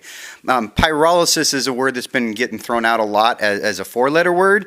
Pyrolysis is chemical decomposition of substances. In the hydrogen business, we can use it to make renewable hydrogen out of waste products like wood. It literally just describes putting stuff in a giant chamber and not burning it, just subcombusted processes. So that's not a solution. A solution is actual renewable resources. Again, metal, paper, things that we can reuse actually. And I would point that out because we do not want to be putting stuff in our landfills that create a problem for the future. We've done something great in the state. We've diverted organics, but now we're going to put other different kinds of organics in. I'm looking at products in this list that are not plastic, and they are being put forward as recycled material, but they should actually be composted or otherwise processed. And that brings me to my next point, which is we should be giving the businesses something to comply, not asking them to do it with fines and with regulations. In my mind, we should be buying these things, have a resource for them to come shop at Burbank, buy them in bulk, give them something to work with, find a business that's doing a great job of this as a champion, showing them, putting them on flyers, showing them to be the person to come as a resource, because I'll be honest, I don't think the city really knows what to do with this. I don't think anyone knows what to do with this. And so we need to get plastics out of all of these sources as much as possible and really into things that we really need them for. Because we find out now that plastics are in our blood, they're in our brains, they're in our bodies, they're in our kids, they're all over, and they're not great. Some of them can be hormone replacing. So we need to look at supporting the businesses who are doing a good job, not just literally driving an underground economy. I worry about more garbage, more trash in the streets, thicker plastics that just comply, different types of plastics that may not be exactly the right, what is in the legislation, but truly providing resources for people to get creative. Washing dishes again. I mean, we have just went through COVID where we had businesses closing for these issues. We create a bigger problem. We can use our resources to move towards a more sustainable solution. And I would encourage staff to continue on to find these more sustainable solutions and not put more garbage in our landfill, because someday we're going to be pulling natural gas out of that landfill. Thank you for your comment. Our next speaker is Terry Friedman. Hello, Madam Mayor and City Council again. Another thing that I do, I founded the Green Committee at my union, IATSE Local 80. And one thing that you may not be familiar with is our members who do craft service. And in short, it's people who provide snacks and beverages on film production. So we are food service providers, many of us, and we represent over 500 members, many of which who work in food service. So one part of my message is to request that the Recycle Center do in a second phase of outreach to mobile food service operators, such as craft service members. Like I said, our union is headquartered in Burbank, as well as local caterers who maybe they don't always work in Burbank, but because these ordinances do apply to all who serve food in Burbank, it should apply to anyone who does business in Burbank, whether or not it's full-time or part-time. Secondly, I want to say that I've had a personally great experience using the Burbank 311 app. Because I am in grocery stores all the time, I do kind of peek in on their picnic aisle and observe that retailers are still selling rigid polystyrene, which is understandable because most people don't think of polystyrene as rigid. They think of it as the parlance styrofoam. So I have used the app very easily to be able to make these reports. And then on a more personal matter, I live in an apartment building, which is a commercial building. So I have also used the app to report that our landscaper is unfortunately still using our trash bin to dispose of their landscaping waste. And I don't know if part of that's because our dumpster bins are old school and they are green, and in time it will be eventually phased out to a proper black or dark colored bin. So I don't know if there's confusion there, but I will say I did go to the Burbank Recycle Center and had a wonderful experience with our new analyst, Lisa Bly. She set aside time directly to address my issue, and she talked with me about it, and she committed to doing a further investigation. So I want to really give a great commendation to the new addition to the Burbank Recycle Center. So thank you for your time. Thank you for your commentary, and thank you for the kudos. All right, that is all the public comment cards we have. Now, let's remember this is a note and file, but if folks have questions or thoughts, now would be the time. And I just want to say welcome, Lisa. Thank you for being a part of this report, and thank you, Amber, for always providing such great substantial reports. All right. Oh, does staff have any response to the commenters?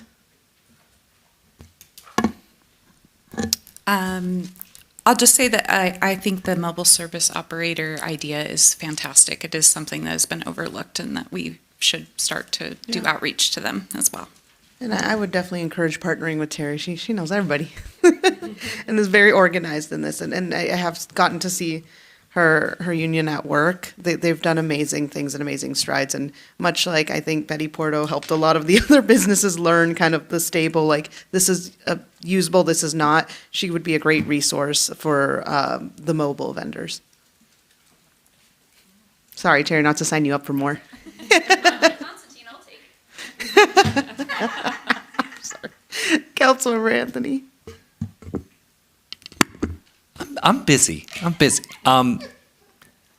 Mr. Lewis came up and floated a suggestion about us buying, as a city, some of these items in bulk and then getting them to the restaurants either at a reduced price or cost or something like that. Was that even explored? Are we allowed to do that? Is that a system that is in place somewhere else, or? It's actually, we don't have any models for a successful buying co-op at this point, especially under a government entity.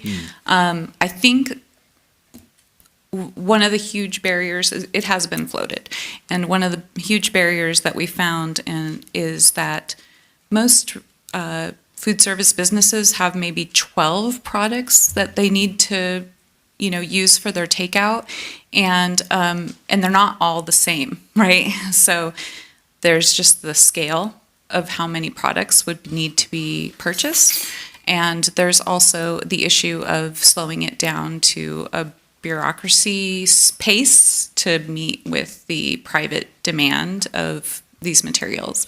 My understanding is that most smaller businesses only have space for a few months of supply.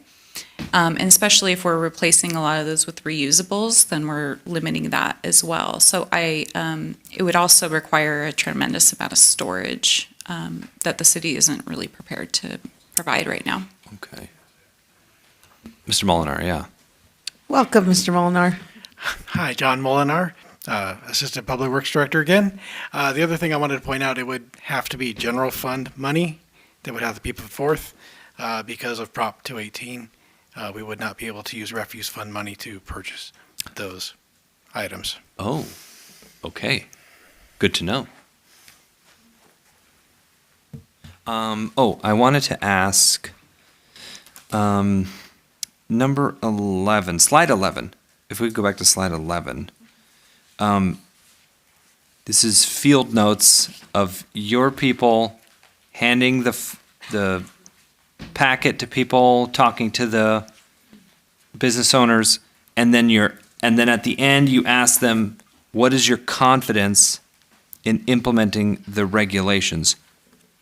Do you have all of the regulations ready to go? Because I haven't seen the full list, or is it just like theoretically,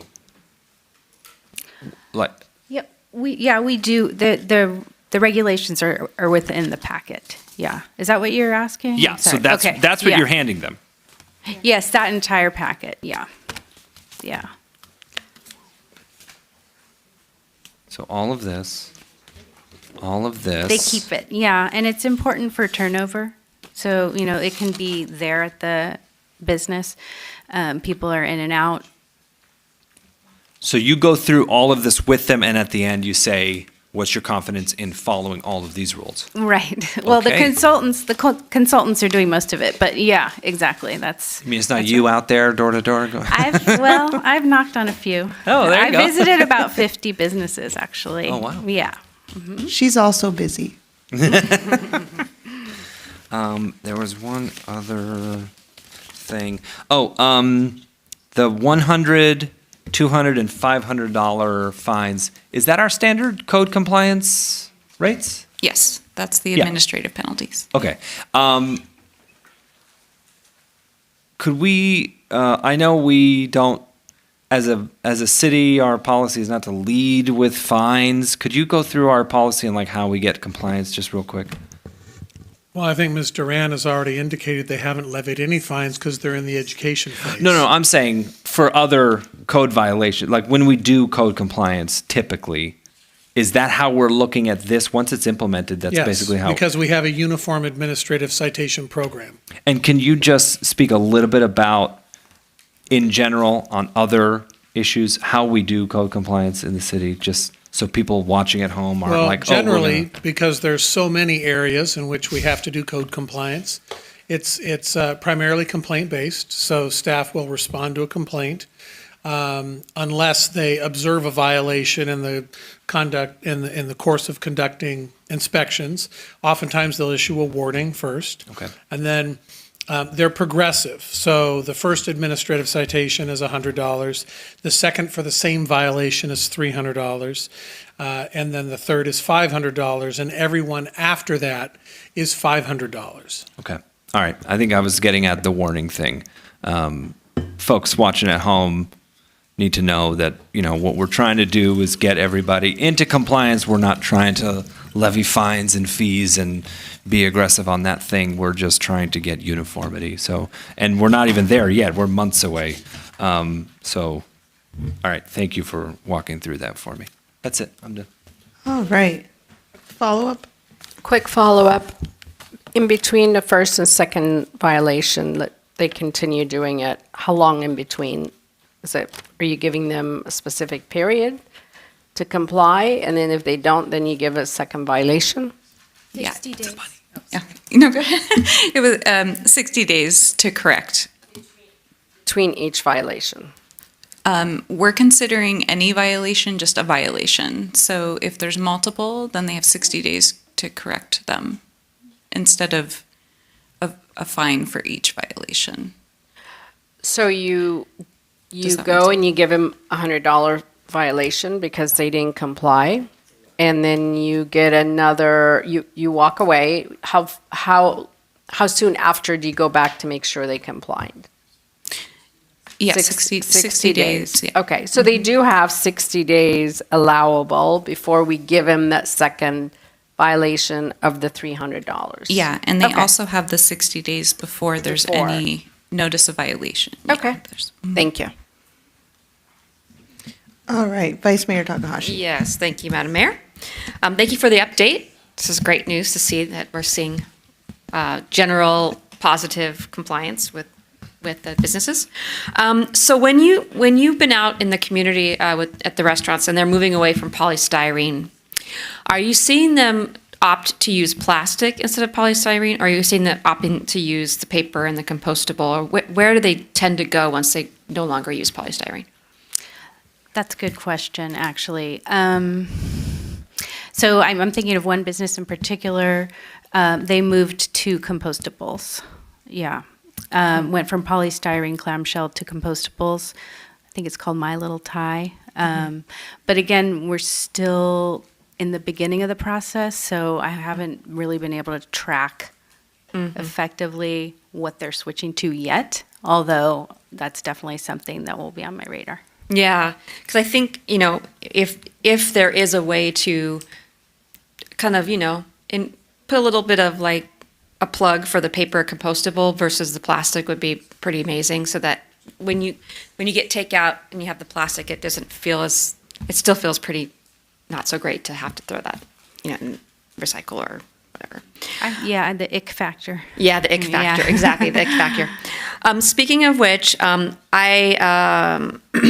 went to Starbucks recently and noticed, I don't know if you noticed, but they're no longer, when you go to order, they ask if you're going to be drinking in or takeout, and when you're drinking in, they give you a mug. Amazing. That's pretty cool. That is so great to hear. Right? But they still give you forks and condiments and things. So the question I have to follow up with the plastics is like, how, maybe you covered this when I was stepped out, but how is it going with educating about this and compliance with this? Because even the polystyrene and the plastic to-go shells are terrible, but this is really, it's just the amount that gets put in the trash is just terrible. You know this. So how's that going with these ones? No, I agree. A lot of the businesses are aware of it, and whether they're following it or not is variable. But we have had complaints through the 311 app, and I've gone out and talked to them. So it's essentially complaint-based outreach. Yeah, and adjusting the behavior from there. Yeah. So this would be amazing to see on the window at Starbucks. We gave them you did? some. Yeah. I have to check next time I'm there.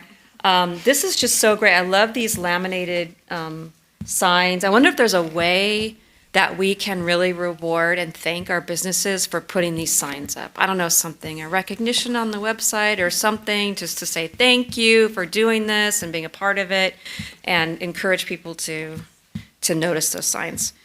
And then my last question is, a couple commenters asked about plastics and the fact that a lot of plastics don't get recycled. Do you have any thoughts about, kind of following up on my conversion from polystyrene to something else, like just talking about plastics and how just we're reducing plastics, the efforts we have?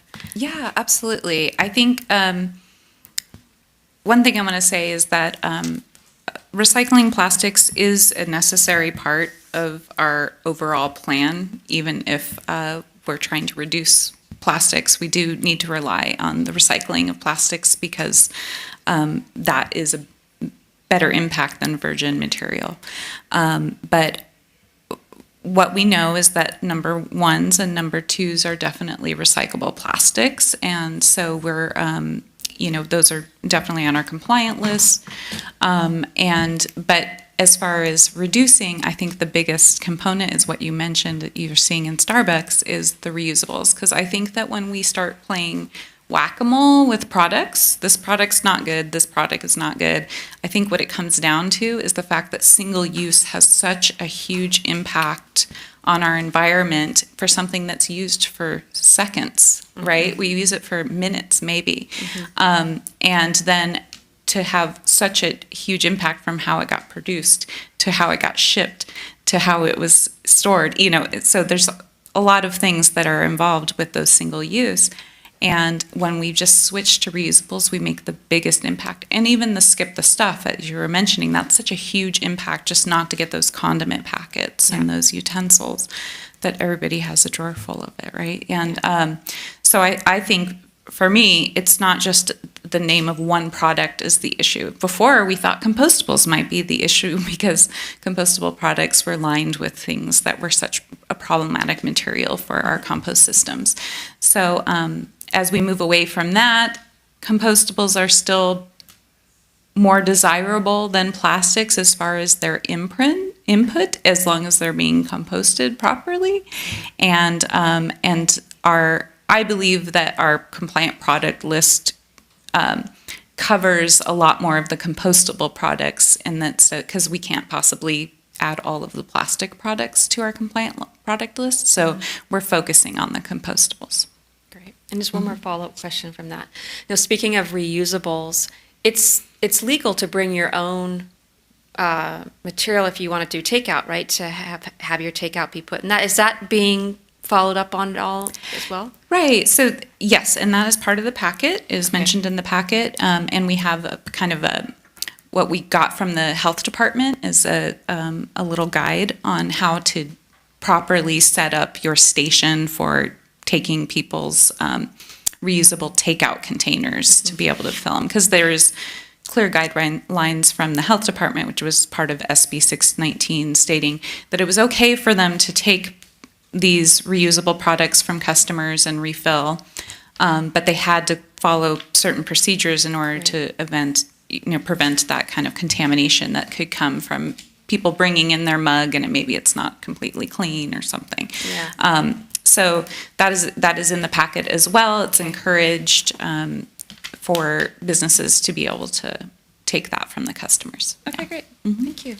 So just one thing to piggyback, actually yesterday at the Sustainable Burbank Commission, they also discussed the idea of incorporating in their budget and in their purview, granting the same way they do like a green award to a house, a green award to a business who is doing these regulations and following them well. And definitely staff was taking that into consideration. So it's already in the works. Yeah. All right. Any other questions? I have no questions. Thank you for doing this. This is phenomenal. And I think, we're just grateful. Thank you for working with our mobile businesses, and please do tap into Terry as a resource. Yeah, that's all I have. Thank you. I do have comments. I don't have any questions, so it's good news because I think, asked questions here and there.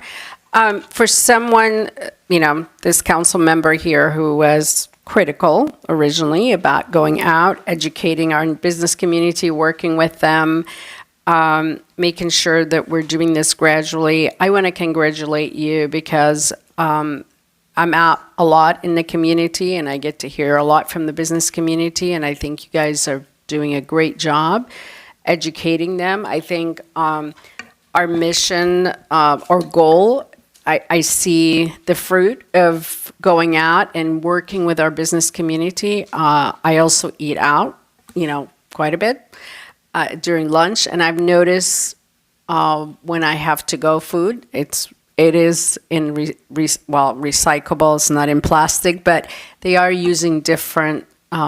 The boxes are different from where we used to be. So I started noticing already the change. I know they're not fully have to be in compliance until July, but they're working on it. Look how many businesses you visited already, and we have a good response. We haven't had any calls, emails, or complaints like we did originally when we proposed this. That means we're doing our job. And I'm very confident that our business community will comply, and it's thanks to all your hard work and working with our business to make sure that they are in compliance. So, good job. I'm not gonna, say anything else tonight except keep doing what you're doing, keep reaching out to our community, and I'm confident that eventually we'll get there, and hopefully we don't find anybody because they're not in compliance yet. Thank you. All right. Any other comments? No. Thank you both for this. Thank you so much, and welcome to the team, Lisa. For what it's worth, I also my little Thai kitchen. I go there a lot, actually. So I've seen their new. No, that was not me. That was definitely not me. I leave that to everybody else. You'll just see me doing bulky item pickup on 311. Thank you so much for your report. Alrighty. Now we will hear council comments, including reporting on council committee assignments, attendance at conferences, regional meetings, and community events. Who would like to begin? Vice Mayor Takahashi. I'll go first today, not too much. Let's see, on Wednesday, we're on time. Wednesday, along with Councilmember Mullins, I attended a BRT subcommittee meeting, discussed, and that the information will come back to council later. And then, let's see, that's not very exciting. And then on the 19th, I went on a tour of the airport. And I don't think everyone's gone on the airport tour yet. So I highly recommend taking the tour. I think it's just the mayor has done it. It was a tour of the old airport, and we got to see where the baggage is sorted.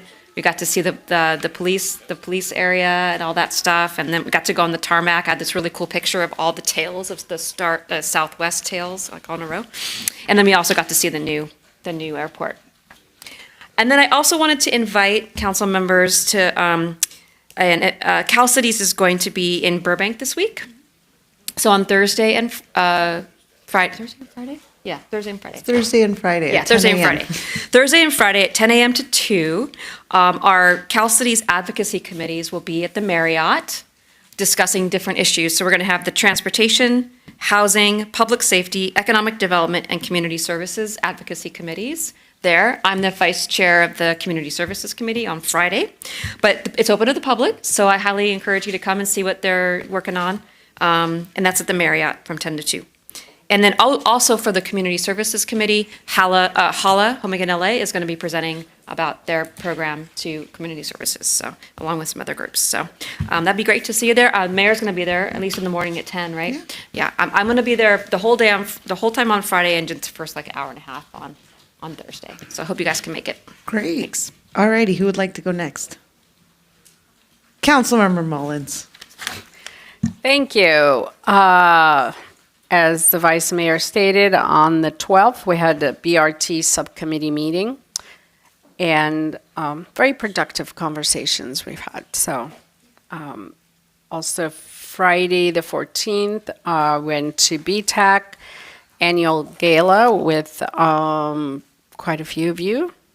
And then also Saturday the 15th, I attended the Police Foundation fundraising event.